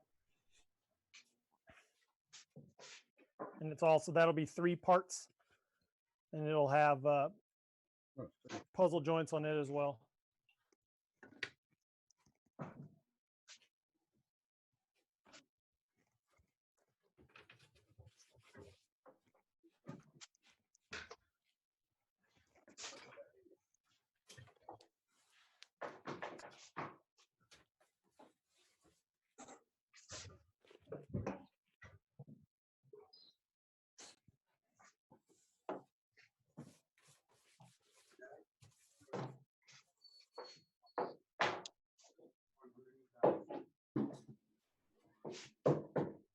Kind of the first step when you have those puzzle pieces is just kind of figuring out where everything fits. We'll actually do kind of a quick dry run. I probably shouldn't work on my already wet epoxy. And just you just want to make sure those pieces fit nice and snug, which they should. Sometimes you kind of have to, you don't want to force it because what you don't want to do is break off the little wing. But sometimes you have to kind of give it a little bit of a wiggle to get it into place. Do we have a question? There's C2 DB right here. Never mind. One, four, four. One, four, four. Three pieces. Steven, did you have a question? Oh, sorry, we're muted. Oh, okay. Yeah, we heard you. We're making sure we didn't miss anything. Oh, I'm sorry. Is there, how many C2 DBLs are there supposed to be? So you have one that's a 3-piece, and then one that's a 2-piece. Yeah, that's what we have, Austin. We're good. Okay. Sorry, I'll mute now. Oh, no, sounds good.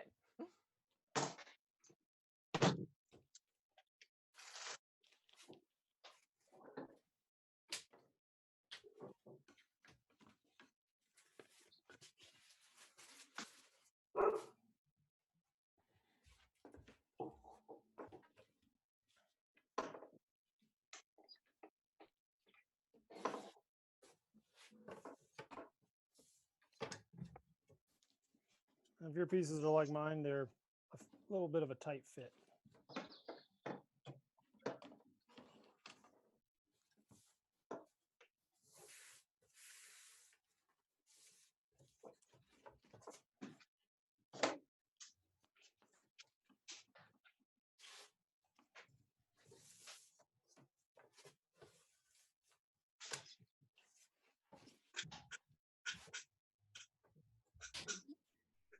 Good.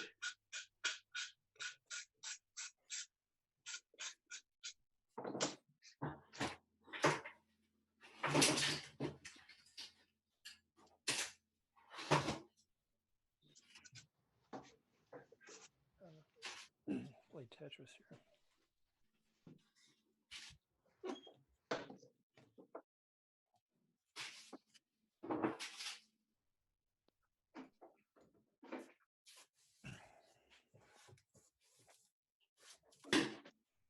One thing is a good idea too, is you can always go back and double check. A lot of these parts that we glued, the bottom plank, the knees, the keels, just to make sure nothing slipped or been sliding on you. Because once that epoxy completely cures, it's going to be forever that shape.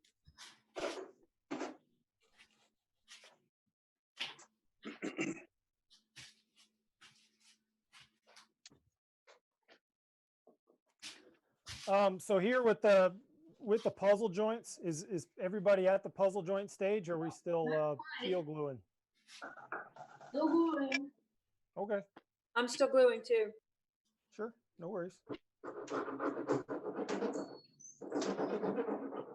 Hey, Dale? Dale? Yeah. I noticed that the epoxy tends to keep coming out on the keel pieces. It's a good idea to go back and wipe them several times. Okay. Yeah, that's a good thing. It's, yeah, if you may get some continued squeeze out as that part sits.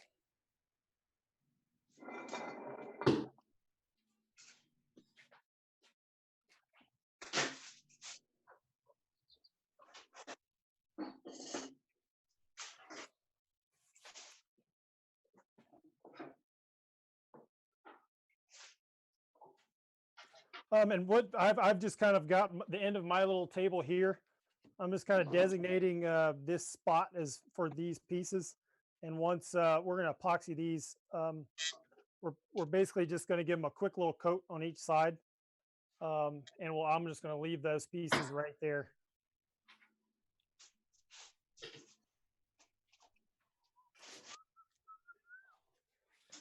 Sorry, Joel, I missed something. I think, are we gluing the puzzle joints or just covering the whole thing with epoxy? Yeah, we're just going to do the puzzle joints.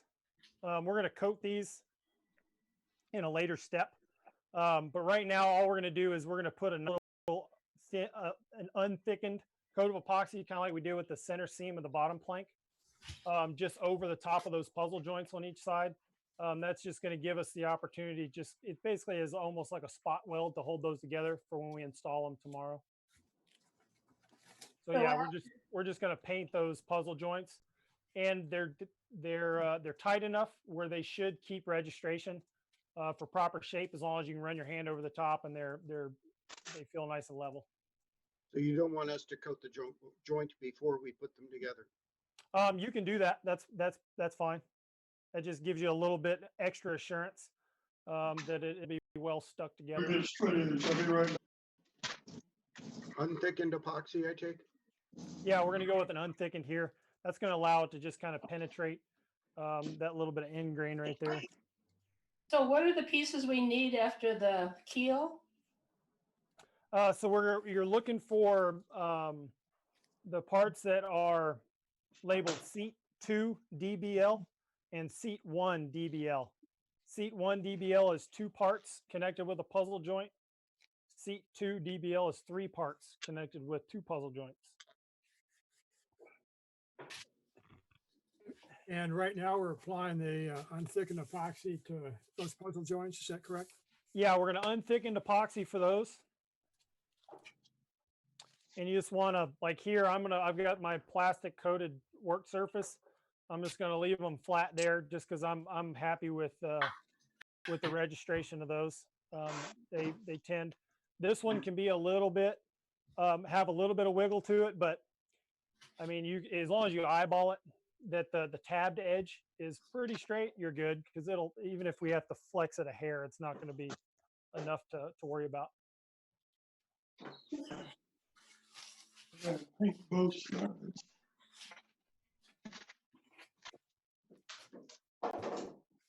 So you're just painting there, right? Yeah, you're not going to paint the whole part. You're just painting the puzzle joints. Both sides. Both sides.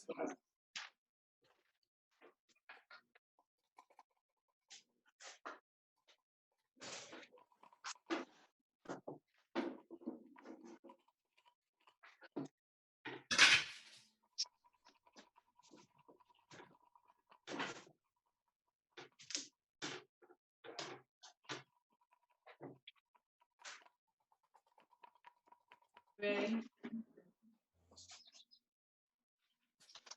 we're painting those with the epoxy that does not need filling in. What was that? Did I miss a question? No wood filler in this epoxy that we're joining the Correct. seats with. Correct. Yeah. For these puzzle joints, we're just going with an unthickened epoxy. Okay. If you're mixing in the same cup and you had a little bit left in the cup, that's fine. But for the most part, we want a nice thin epoxy just so we can just penetrate those cracks just a little bit. Okay. And mentioned earlier, it's fine too if you want to take them back apart, paint the inside of that puzzle joint and put them back together too. So the two puzzle joints don't match up. Is that correct?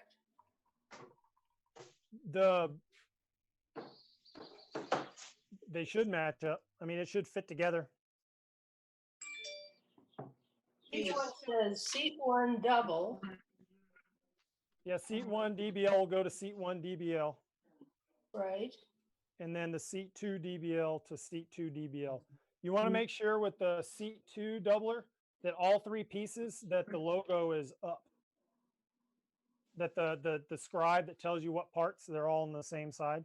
So I think so what does seat 1 look like? Seat 1 doubler looks just like this. Once it's together. Oh. Bingo, baby. So we're just putting those two pieces together.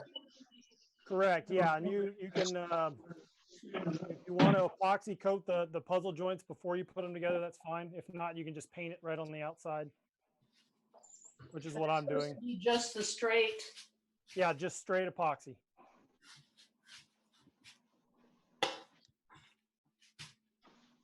Okay.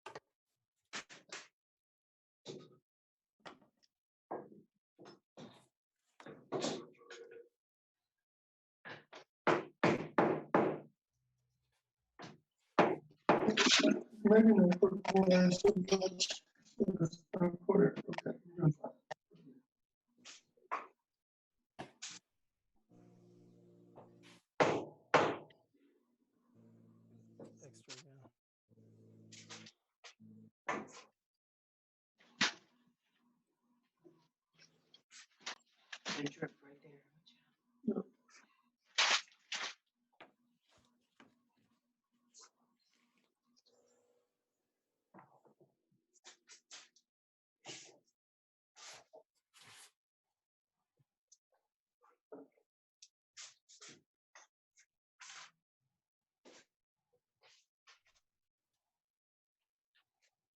Joel, you taping both sides of that joint?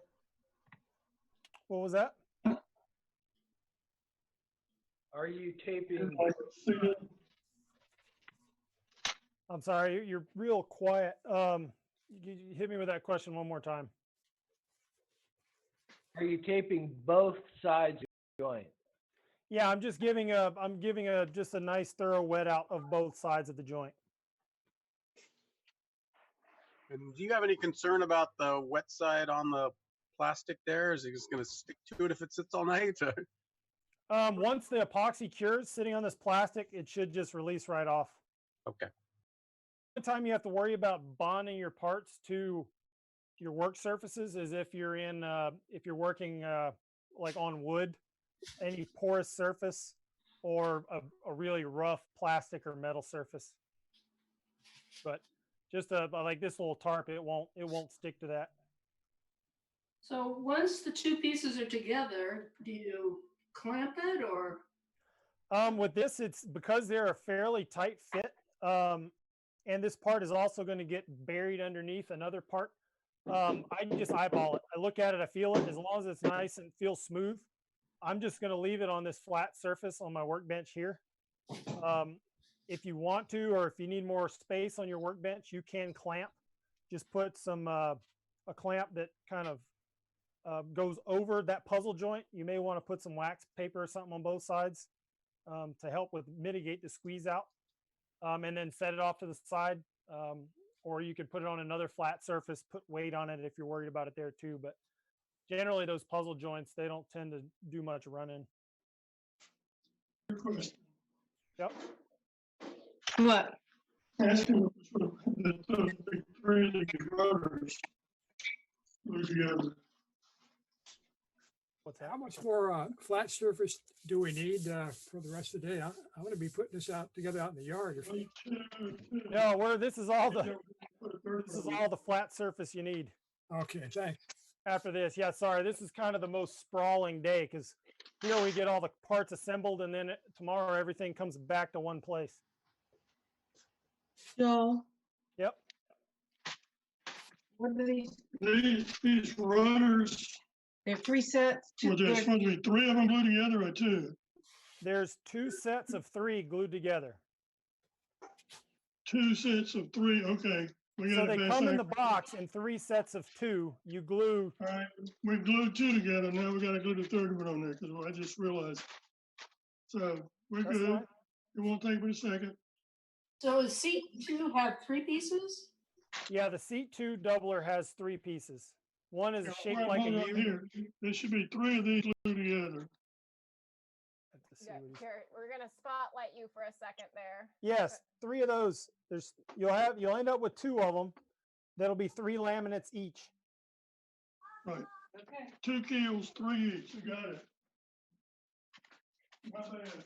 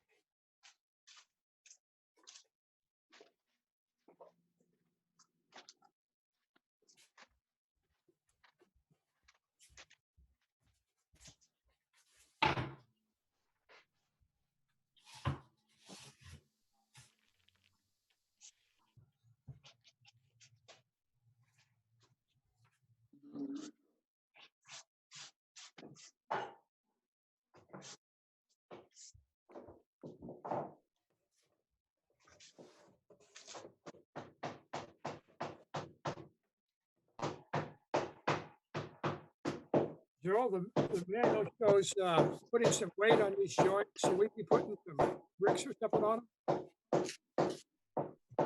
I think you said you were asking about putting weight on the joint. Yeah, that's we did fine. Any amount of weight is fine. You just want to make sure to protect whatever you're using as a weight, just in case it wants to stick to that epoxy. Wax paper, piece of plastic, anything in between that. All right, thanks.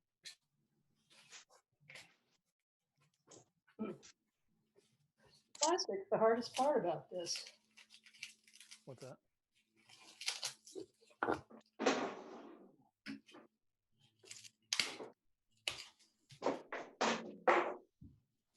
Yeah, this is the day 1 and day 3 are the sticky days. Day 2 is more fun because that's when we actually get to see what the boat looks like. So we're not using the transom pieces yet, right? Correct. I originally was going to add the doublers today for that, but I think we'll be better off just to hold off till So tomorrow. is that the 3rd piece for the double? Wait, what you're holding up there? Yeah. Here, I'm gonna feature you for just a second. Will you hold it up again, Gail? I have you featured. Which piece? Yeah, so the piece in your right hand is the seat. You're not worrying about that. The piece in your left hand is what you're using. And there should be two pieces that match the inscription, and you'll put those together. Okay. It'll make kind of a, I don't know, a goofy looking horseshoe. Horseshoe with wings. Yeah, because the big piece with the puzzle joints, we're not going to worry about putting those puzzle joints together until we install the seat, because we can kill two birds with one stone. So the pieces that we're gluing together now are the doublers. So the seat 2 doubler is the doubler for this and its other tombstone shaped counterpart. Here. And we'll install those on Wednesday. So and we won't worry about the puzzle joint until then. You don't want us to do that one now? If it's something that you want to do, you can. But what we're gonna have all our clamps out for when we install that to our doubler. So I usually just wet out that piece, clamp it all up at once, and install at the same time I glue up that puzzle joint. So are these the 3 pieces for the doubler? Correct.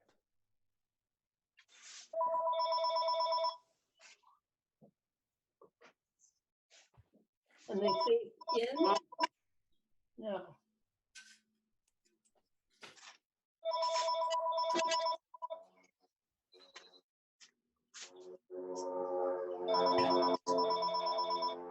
No, just when we start fiberglassing, I'll probably. So is this going to fit like this, Joel?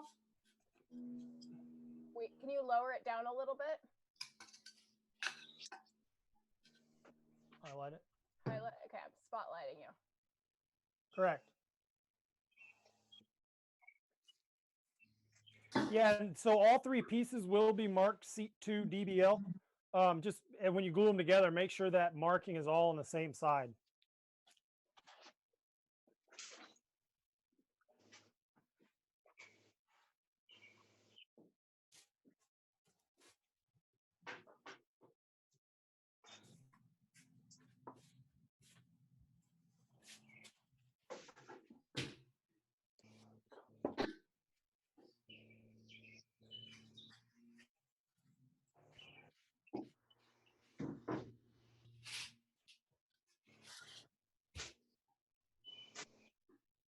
So what's the next piece we should be looking for today, Joel? As far as gluing things to things, we're good. All right. Our next step for today is we're going to fiberglass this bottom plank that we started with. If you're kind of hanging out now, one thing you could do is kind of go over that seam that we epoxied with gloves. You'll feel that, that your epoxy should be getting sticky. And you can kind of smooth out if you've got any higher spots, because we're about to lay our fiberglass cloth over that and wet that out.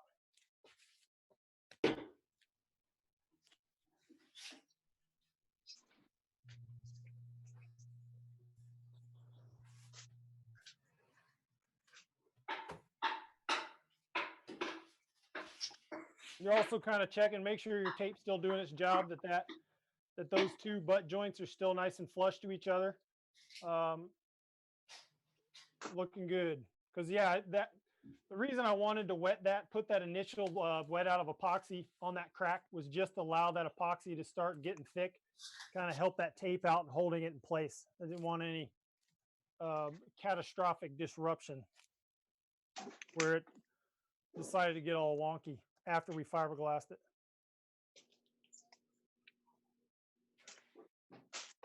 So we're going to put a line of tape down the joint?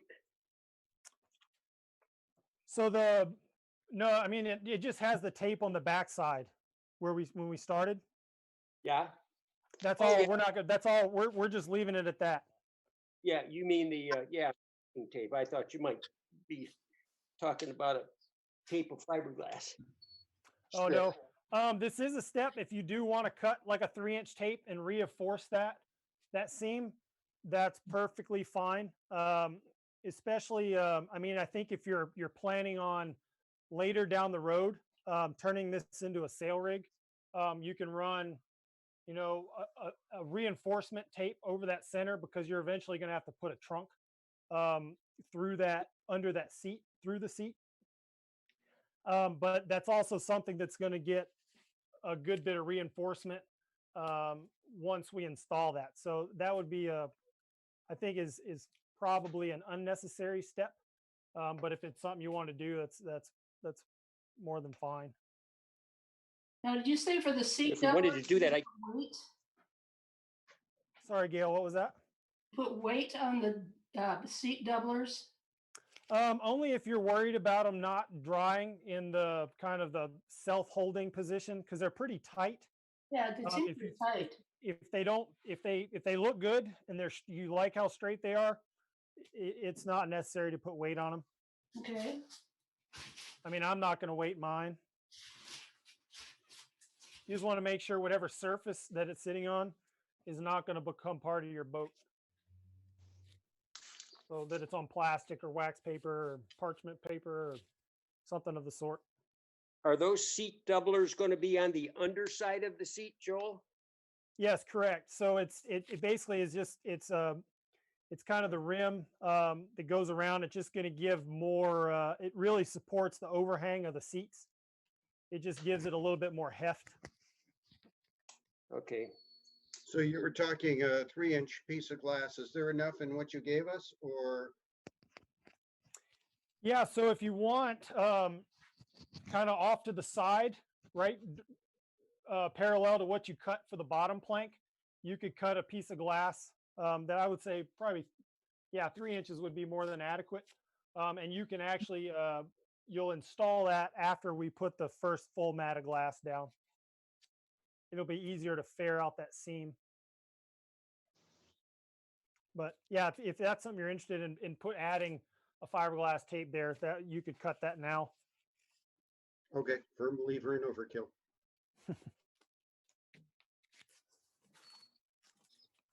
So we're still on the seat part, right? Yeah, we're just trying to get everybody all caught up, same place, and then the next step is going to be the world of fiberglass. Ew. The wonderful wide world. That piece that we cut earlier.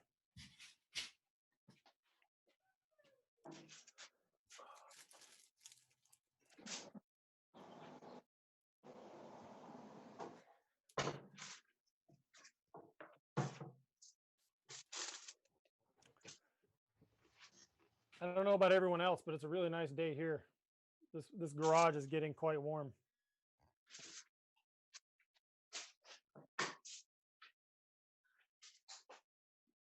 And I love seeing the little videos of each of you at the top as you work. And right now I'm a little jealous of Michael there in his really comfortable looking chair.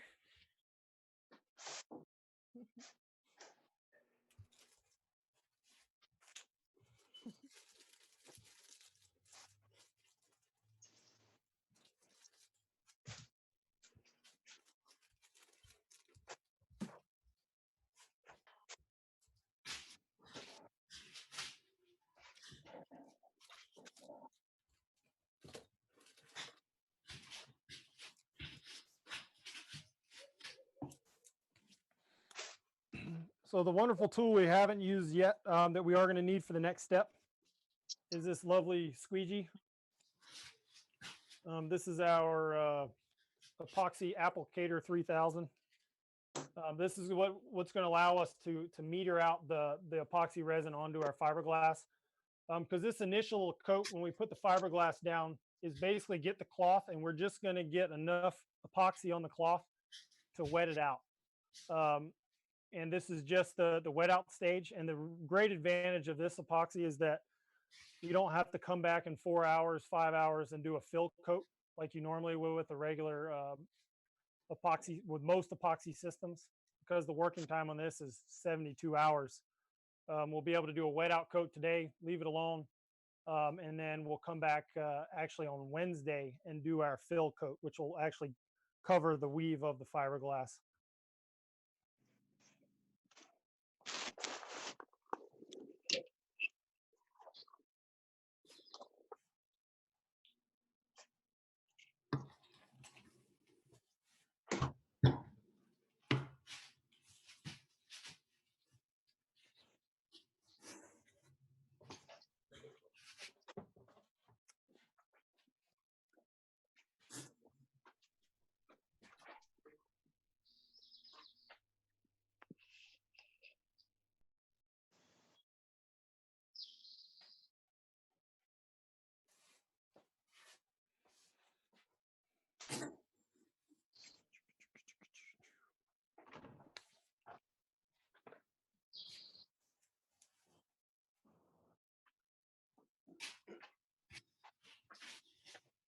How much epoxy are we gonna need?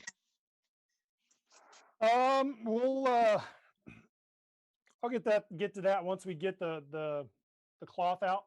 We'll probably start, it'll be the same as before. We'll start with smaller batches, but I think our initial epoxy pump will be 3 pumps. So it'd be 3 pumps of the hardener, 6 pumps of the resin.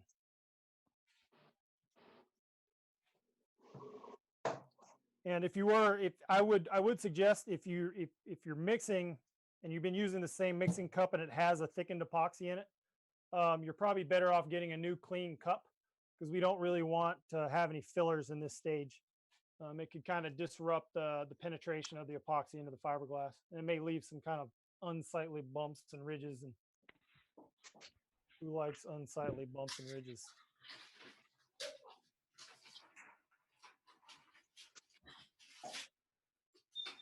Are we going to be using our roller for this stage? Yeah, so if you do have that foam roller, this is a great time for application. Generally, what I like to do is start with the squeegee, and you'll get the epoxy mostly metered out. Once you've got the glass pretty much saturated, what you can do is come back with that roller and really just start working that epoxy. And we'll just move with the epoxy and make sure that it's all kind of evenly distributed. We've got all the kind of dry spots filled in with that roller. But kind of the first step, I think it's easier just to go with the squeegee and just kind of roll everything out that way.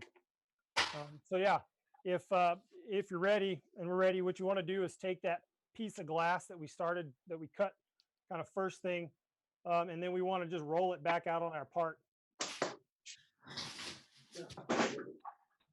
It will want to kind of stick to that epoxy that you put down earlier. That's fine, but it should be it should be at a point though where you should be able to pull it back up if you need to.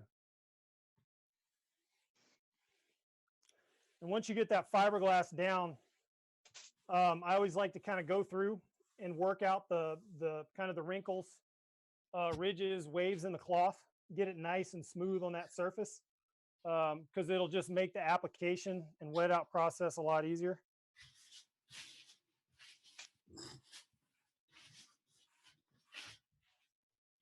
I didn't really follow my 1/2 inch to 1 inch of extra.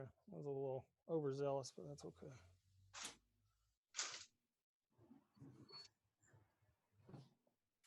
Got some extra there.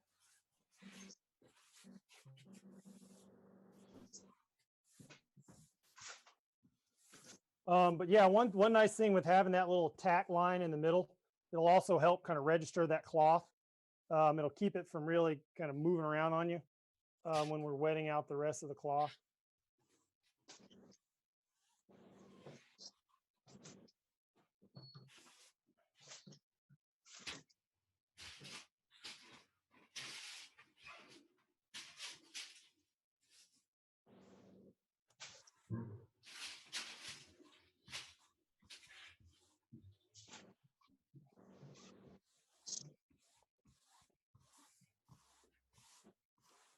It's also not a bad idea. You probably already put the cloth down, but if you see any kind of little splinters or stuff sticking up, sometimes that can hold the cloth up into a little bubble. But we're just kind of, and you should be able to find those too with if you just kind of work your hand as an iron and work all those little high spots down.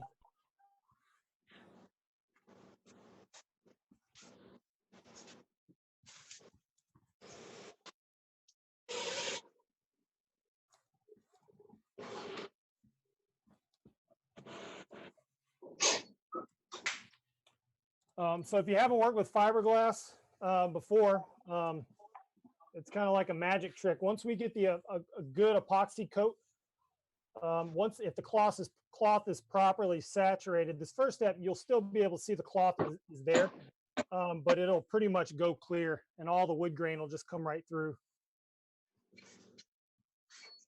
And then in the final steps, I mean, once you get the fill coat of the weave, you know, especially with the weight of cloth that we're using here, you really can't even tell it's there.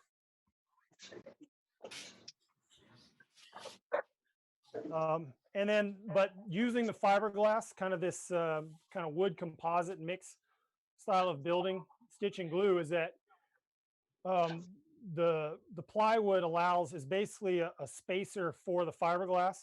It's just a way to hold the fiberglass in place, and it gets its strength in you basically adding 2 more laminates to that plywood. So that fiberglass that's filled with that resin is a super strong bond, and it works against each other, and it doesn't allow kind of that movement, and that's what gives you that really nice lightweight, super strong bond.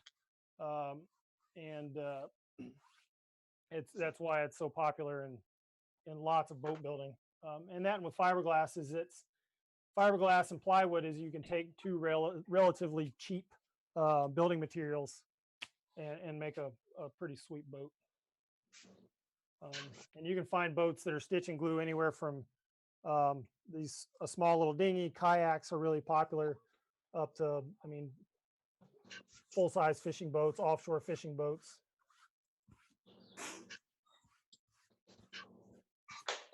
Stand-up paddle boards. That was 3 pumps and 6 pumps. Yeah, so we're gonna do the 3 pumps of hardener, so that'll give you 3 pumps or 6 pumps of resin. Sorry. And again, especially when we go higher volumes, you want to be really conscious of mixing up. Be really thorough.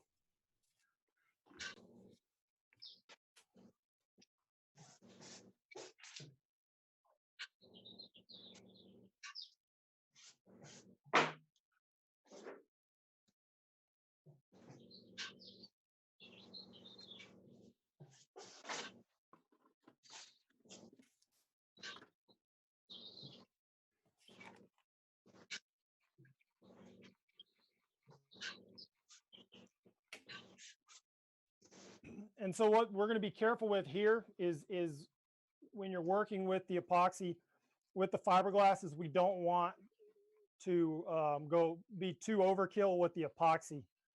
One thing happens on the wet out coat with the epoxy, if you go a little too heavy, you'll create these basically pools of epoxy, and the glass will float on top of the epoxy. You'll still get a good bond, but you're adding kind of a weaker layer between the fiberglass and the wood. And what really allows that fiberglass to do all the work is when it's got a really nice bond to that wood. So we're basically going to try and pull this fiberglass, stretch it so thin that it just fills that weave, really allows it to stick to that plywood substrate, and that's going to give us our strongest bond. Is everybody kind of caught up to this fiberglassing stage?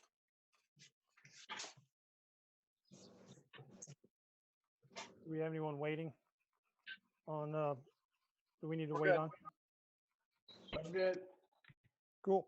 So yeah, we'll go with the 3 pumps of hardener there. So 6 of resin. Really nice mix up.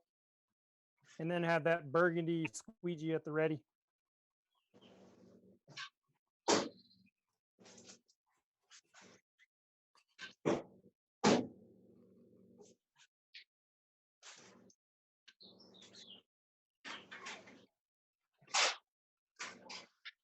Lots of mixing. Lots of mixing. Uh-huh. Mix, mix, mix.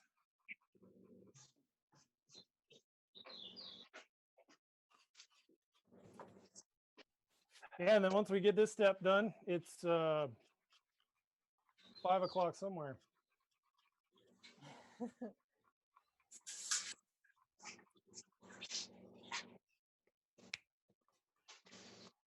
All right, so I've got my mixture all on the ready. So what I'm looking at doing here is I'm going to just take the cup that I mix it in, and I just want to pour a pretty even line, starting probably 8 inches to a foot from the end, and stop about 8 inches to a foot from the end. And we're just pouring that epoxy right down that center seam.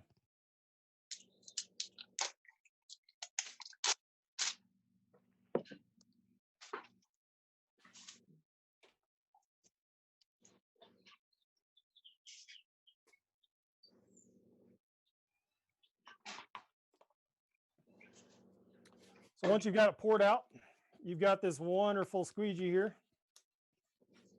And so we're going to basically go from the center line, and you just want to pull kind of a curtain of epoxy out to that edge.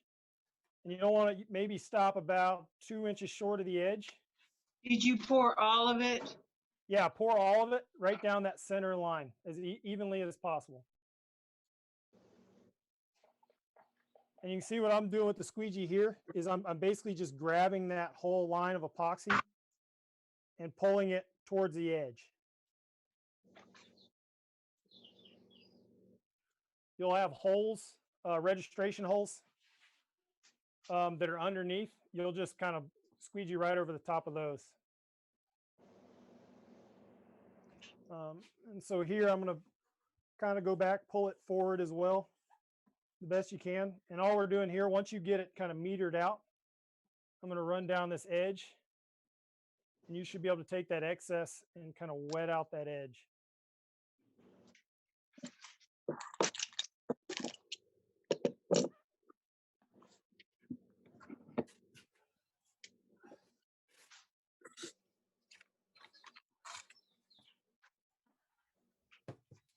So you're using all this epoxy and only like half the bottom right now?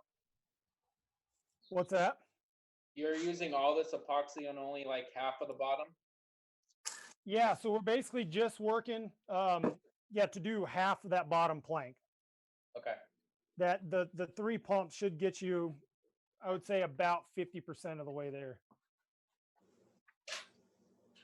And what we're going to do too is we're going to really kind of work that epoxy to the areas that are still dry.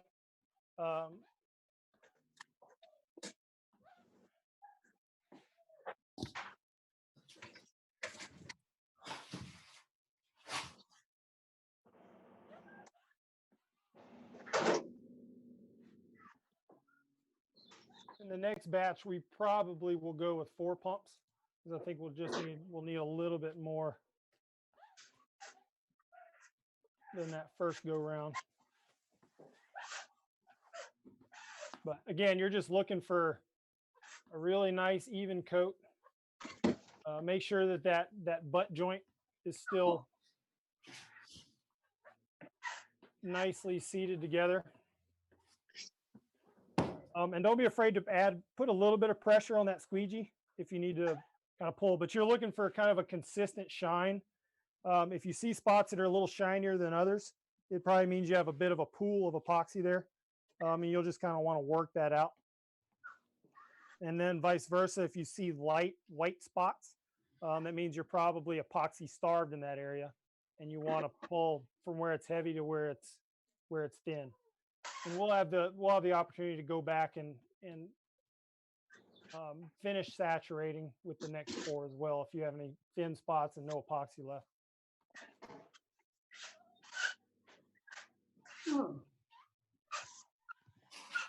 How are we feeling about the epoxy application process? Somehow I dumped a bunch of epoxy on the floor. I have no idea how I did that. Did it dribble off the edge of your part? No, it landed on the floor. I have no idea how. So I'm slip sliding away. Oh no. Yeah, and be careful too when you're pulling that epoxy, because you'll pick up quite a bit as you come to that edge. And it's almost where you start the pressure there and you can let off before you get to that edge, because you don't want to, what we're trying to avoid is pulling a lot of epoxy off of that edge, because you'll just be wasting at that point. And for if anyone's ready, we're going to go, let's do 4 more pumps, and that's going to be for the other side. So 4 hardener and then 8 resin.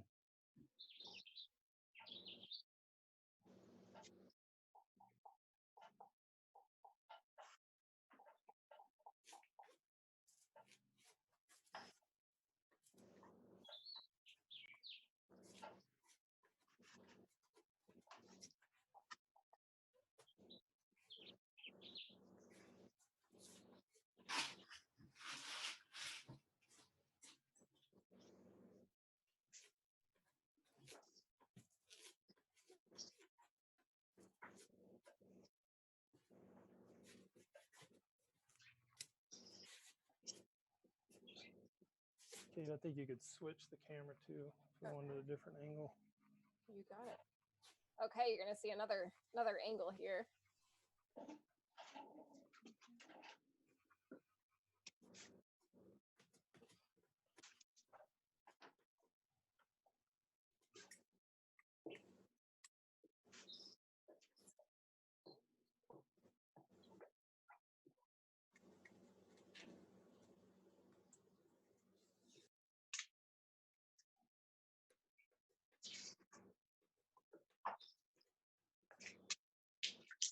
Joel, on that first batch, I was not able to wet out all the way to the edge. Is that a problem? No, it's not a problem. It's what we'll do is we'll go ahead and pour the other side, get it, and because we're going to do 4 pumps on the next go round, and then you can maybe leave just a little bit in the center that you could pull towards those dry spots. And then whatever's dry after that, we'll go back and just kind of spot fill. But I think right now we'll just stick with the kind of the bigger wet outs. And I know when I worked on this with Joel too, I at first thought I'd used all my epoxy, and he showed me that I could really put quite a bit of pressure down with that squeegee and pull it out. So there may be more there than you realize. So you want the whole thing to be kind of that brown color, right? What's that? The whole thing should be that brown color? Yeah, you should be seeing the plywood coming through the fiberglass. So yeah, for the next pour, again, I would stick with the kind of the center line. That way, if you have a little extra, you can pull it back to the other side if you have dry spots. I am going to kind of start on this kind of end over here, and then just a nice consistent pour. You're still not going to the edges? Yeah, I mean, you're gonna the initial, when you're pulling that epoxy to start, I would leave it a couple inches short, but that usually leaves it kind of heavy. Once you get all your epoxy to there, you can kind of run forward and backwards of the boat and spread out the rest of that epoxy.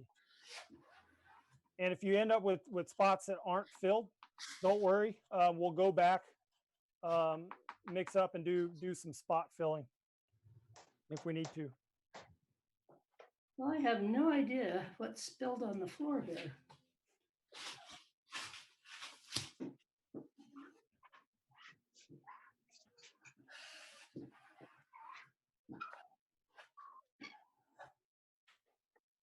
Well, I guess you could permanently attach your boat to your floor then. Well, I don't know where it is. I don't know how it happened. Because the epoxy is not even close to there. Huh.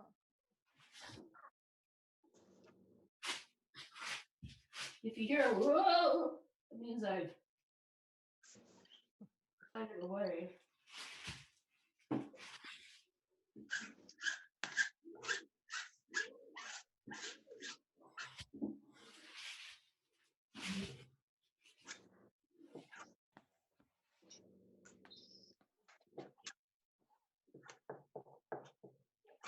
And changing the angle of your squeegee can change a lot too. If you're really low, it does a good job of kind of spreading, metering that epoxy resin out. But the steeper you get, the more kind of pressure you can put on that. And you'll be able to, you can kind of pick up a bead of epoxy and see that and be able to drag it, because as long as you're not pulling it so hard that it's turning the cloth white again, you're fine. Because again, this is our step where we want to bond that glass to that wood surface, and it's the next step that will fill that epoxy, fill that fiberglass, and make it darn tough.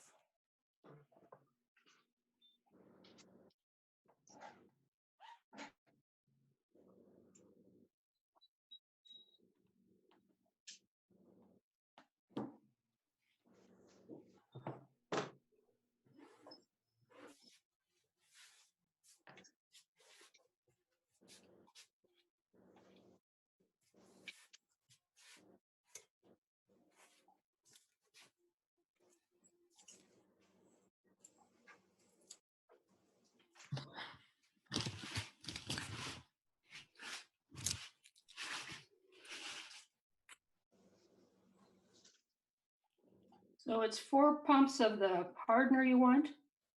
Yeah, so 4 pumps of the hardener, which will give you 8 pumps of the resin.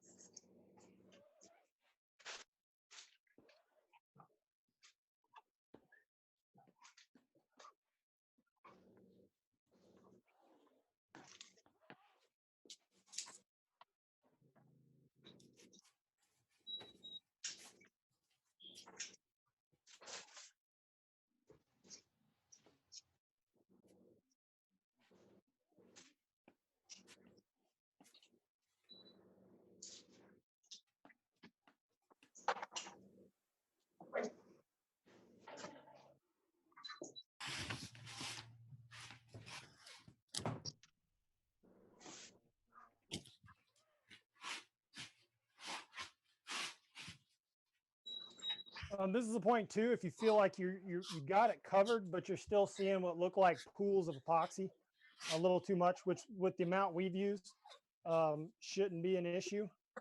I think what we will do is probably do one more pump just to go by if you've got like a dry corner or you got a spot that just looks a little, it's a little cloudy, kind of white. That means you're probably a little dry in that spot. And if you can't drag some in there, you may pour a little extra in there. But I think, yeah, one more pump. So that'd be a total of 8 for this wet out. I think will be a good amount.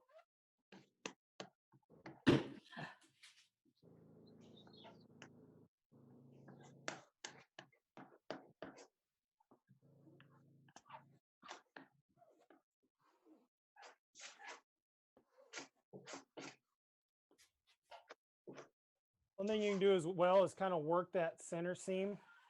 Sometimes they'll kind of want an oil can or kind of get orange peely, or it'll get kind of ripply. And you can really kind of work those ripples down. Because any bubble that you see is it's going to dry. It'll kick that way. And you'll basically just end up having to sand it out. And it just leaves a kind of a weaker spot where you sanded off that fiberglass.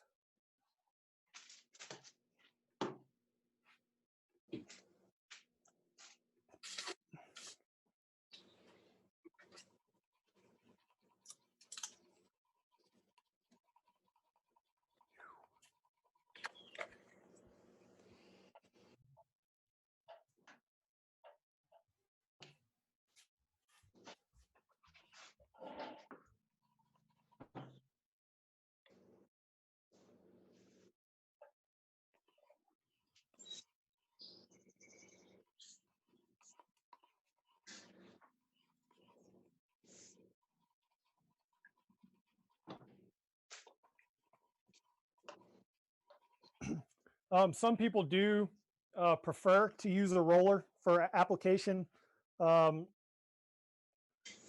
of the fiberglass. I tend to go with the squeegee just because it really allows you to really to kind of evenly spread that out. You get a really good idea just with the pressure on how much resin you've got there. And I think it really helps to conserve resin. I think with just applying with a roller, oftentimes you'll use a little too much or a little more than needed. And it also, the roller head can suck probably at least one full pump worth of epoxy kind of out of your mix, and you're just kind of wasting a little epoxy there.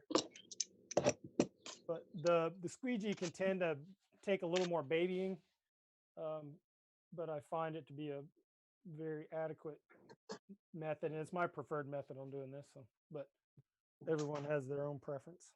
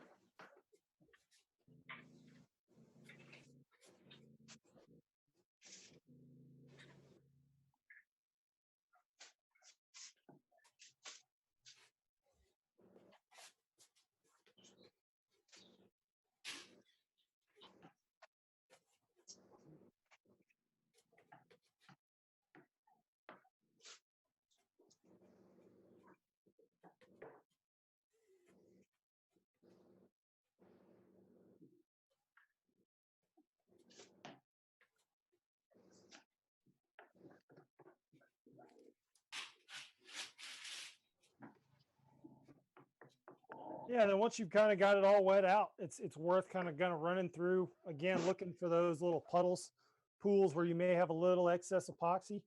If you find that, just kind of spreading it around, making sure everybody gets their share of the sticky stuff. And then you're also looking for bubbles, finding any of those little high spots and working those down. Sometimes if it's dry, the area is a little starved for resin, it will it'll bubble up on you. You can kind of pull a little bit more to that area.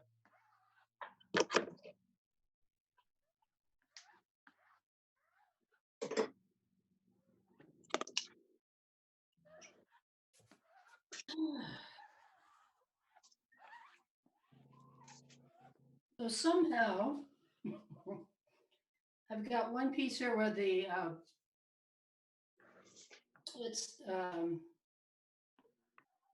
where the fiberglass is not quite going over the boat. Should I lift the whole thing up from that point and turn it? I mean, change it? The fiberglass? Yeah. How much is poking out on you? Well, there's a part that's just barely covering it. If it's just barely covering it, you're fine. I wouldn't try if your cloth is mostly wet out. It's not worth trying to pick it up and move it too much, because you'll start getting some goofy creases that take some work to get out.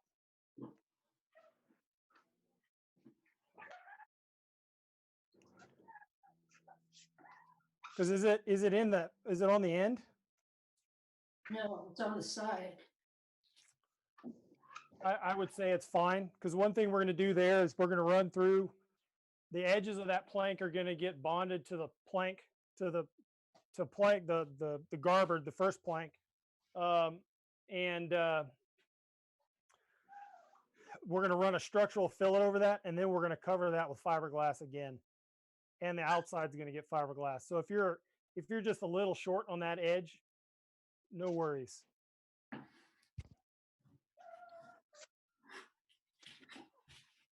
And also kind of when you're running through is make sure you are pulling that epoxy all the way to the edge. It'll be wet out just past the edge of that plank. And that's not a bad thing when it kicks off. Tomorrow when we get started, we'll take a razor knife and we're going to just trim that excess off and get ready for our the fun part.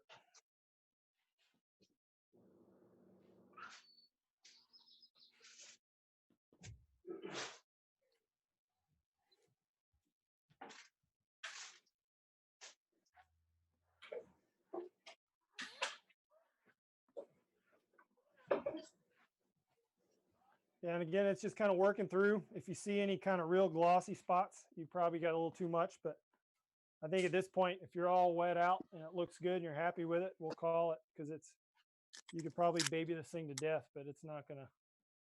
At a certain point, it's time to go eat dinner. So we are going all the way to the edge now, correct? What was that, Gail? We're going to the edge now of the boat. Yeah, and that's when you'll start out just pulling it a little short of the edge, but now we want to fill that whole wood surface with epoxy over that fiberglass. Is there another question too? Yeah, this is Tom. On my port side plank of the bottom, at the bow, it's sprung up about a 16th or so of an inch. Will I be able to put a weight on that and bring it all together? Yeah, if you've got some like wax paper or something, you can go right over top of that wet out fiberglass. Yep. If it's right at the end too, and you had a spring clamp, that would work as well. Okay. Well, I've got wax paper. I think I'll put that down, then I have a board that'll span it and put a paint can on it. What do you think? Yeah, I think that should work fine. It's going to leave kind of a weird surface afterwards, but it doesn't matter. It's all going to get. We're going to get another. It's all going to get another coat of epoxy anyway. All right. Yeah, and that's a good point for everybody to check. Make sure the registration of that center plank is good, is where you want it, because once this stuff kicks off, that's where it's going to be forever. And if one side's a little proud of the other, it's going to be proud forever. Yeah, it's not proud of it, Joel. It popped up. Okay.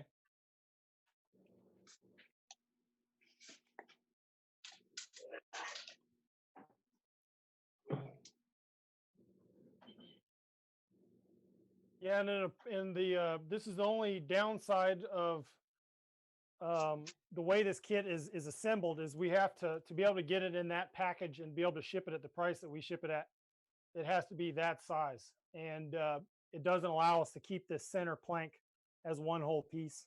And so that the sacrifice is that we have to do this extra step. Gotcha.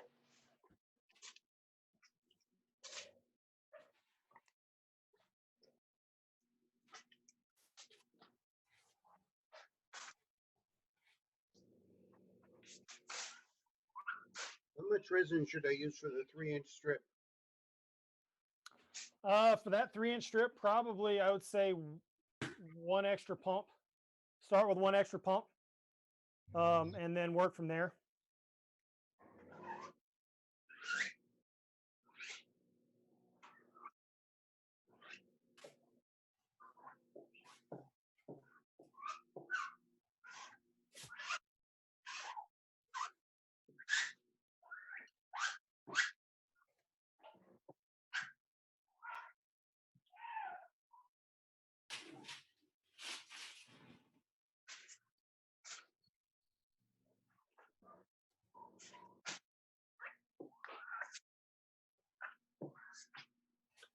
Joel? Yeah, then once we get this all wet out and sticky, we're going to, I think that's going to be our day.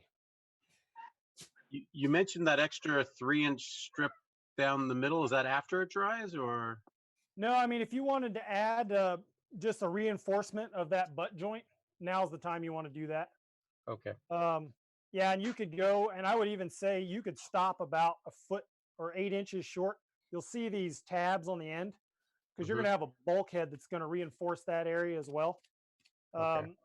It would be that kind of, you could shorten it up. You could run the whole length as well. But yeah, you would want to go ahead and put that down now. And I think it will either take 1 or 2 pumps to get that wet out, because you'll get a little bit of help from the cloth underneath it.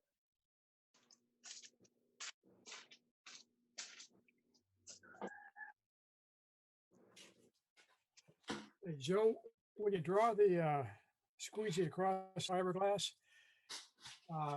sometimes it leaves little ridges of epoxy on either side of the squeegee.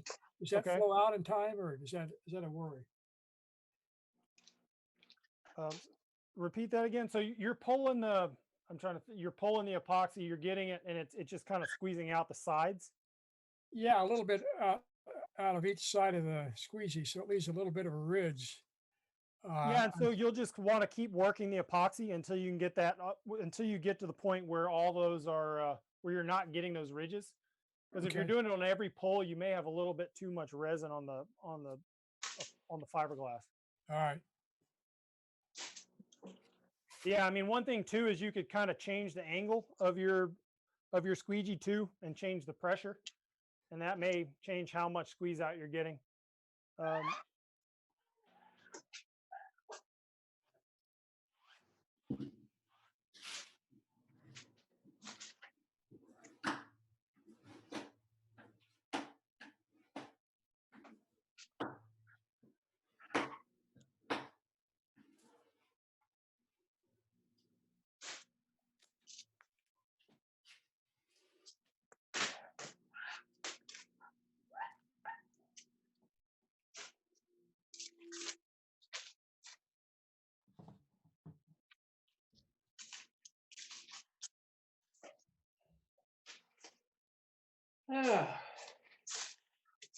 That good, huh?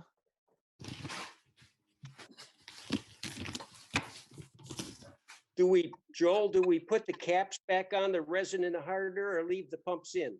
You just leave the pumps in. Yeah, they're fine just the way they are, as long as they don't intermingle. Nothing will happen to it. Right. Okay. Hey, Joel, when the for the center board, is that going to go where the seat is, down in the middle of the seat? Yeah, it's basically going to go straight through the seat. Yeah, that's where that's right now. It's where we're thinking the trunk will go. There'll be basically a little hatch where you'll be able to flush mount, kind of right here. So if we wanted to put an extra fiberglass, we could just put it in that seat area, actually, right? Sure. Yeah, that's fine. Yeah. Okay. But also remember too that if you go in and install a trunk there, you're probably going to run fillets on each side of that trunk with a fiberglass tape over it. You'll also be bringing fiberglass tape into the trunk from the bottom. Right. So maybe we don't need it now. Well, doesn't hurt. Let's see. Just do that. Let's just do this. Yeah. Where's the scissors?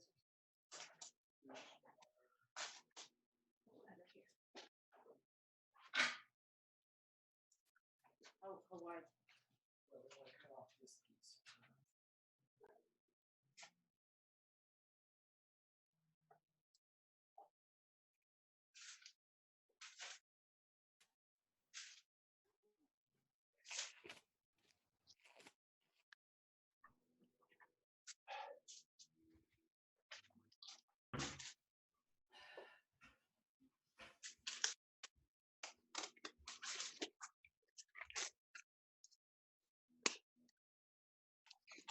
Should we have a little song, a little end of the day song? Maybe do a little dance? Yeah.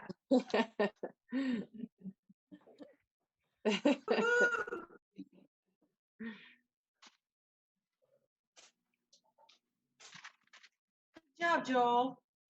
This is a song that never ends. It just goes on and on, my friends. That's it, right? Yeah, once you've got the cloth wet out, yeah, we're pretty much, it's just waiting on glue to dry for today. And then when we come in tomorrow, we're going to take all our clamps off our parts, the keels, the skegs, these quarter knees. We've got the doublers all glued up. We've got our bottom fiberglass, which is going to set us up for, we're going to make a boat tomorrow, which is the fun part. Basically, we're going to get most of the structure of the boat on the boat, and it's going to look like a boat after tomorrow. Kind of what we'll prepare for. A lot less epoxy work and a lot more zip tie work. And then also to kind of facilitate that, the razor knife is going to be good.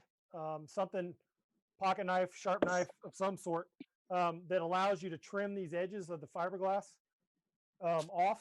We're going to want to trim out all these little holes for the tabs that are in this plank.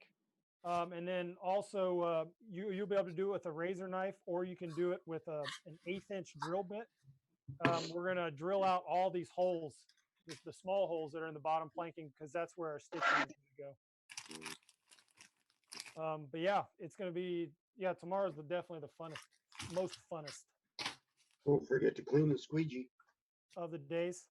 And that's a good point too. Wipe that. You can wipe the leading edge of your squeegee off, so it's ready for the next fiberglassing fun.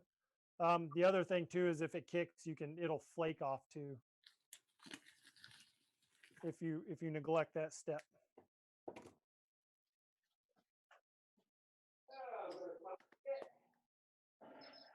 Yeah, I think tomorrow is the just get ready for stitching together. The kind of the more important things to have will be that knife to trim it. If you do have a hard block sander, some sandpaper, it doesn't have to be a 3M block. It can be a piece of wood with sandpaper stuck to it. But that's nice to have when you trim the fiberglass. It's going to have a little bit of a sharp edge.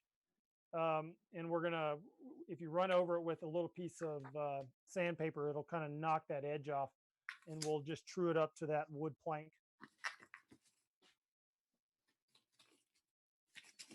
Get it better by using the thin edge.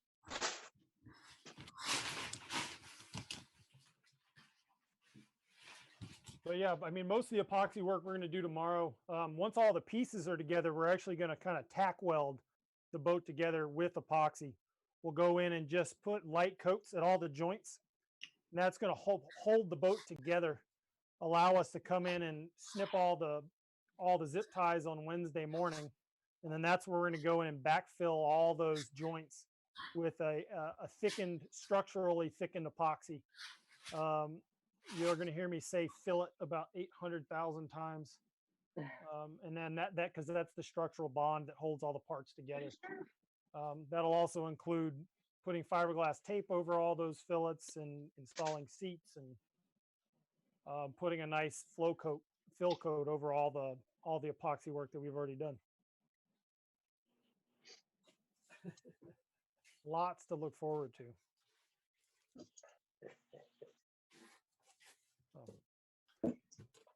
Cool. Has everybody got through the fiberglassing stage okay? Feel good about it? Yes.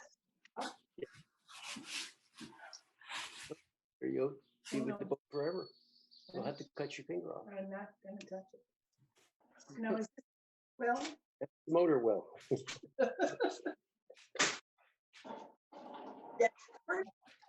That's where it's going to go if you choose.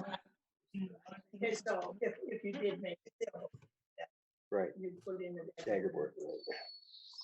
So yeah, I mean, on top of that, I mean, I would love it if anybody has any feedback, anything they'd love to share that I could do better, do different, that would help kind of facilitate things. I'm all ears to any critique or advice, questions, concerns, any of that matter. But yeah, otherwise, if you have questions, feel free to stick around. I'm available all evening. I don't have anything else to do or anywhere to go. So. Yeah, I want to know who had the nice tweeting birds in the background. That's me. That's Tom. Oh, that sounds great. I enjoyed that. Where are you? Well, we're in Port Townsend down by Point Hudson, and Oh, we have a briar patch at the other side of the driveway, and it's full of this time of the year, full of all kinds of Tweety birds, song sparrows and regular Yeah. sparrows. And well, that has been fun to hear. yeah, we enjoy it. Yeah. Okay. Need one more? No. Yeah, thank you all, and it'll be the same Zoom link tomorrow. We should have that. I'm sorry for the slightly late start today. We should have that all ironed out and be more prompt tomorrow. Thank you. Thanks, guys. Take care. Enjoy. Bye-bye. Way to go, Joel.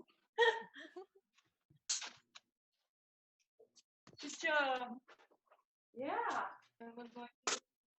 Thanks, everyone. Bye. Bye. Huh?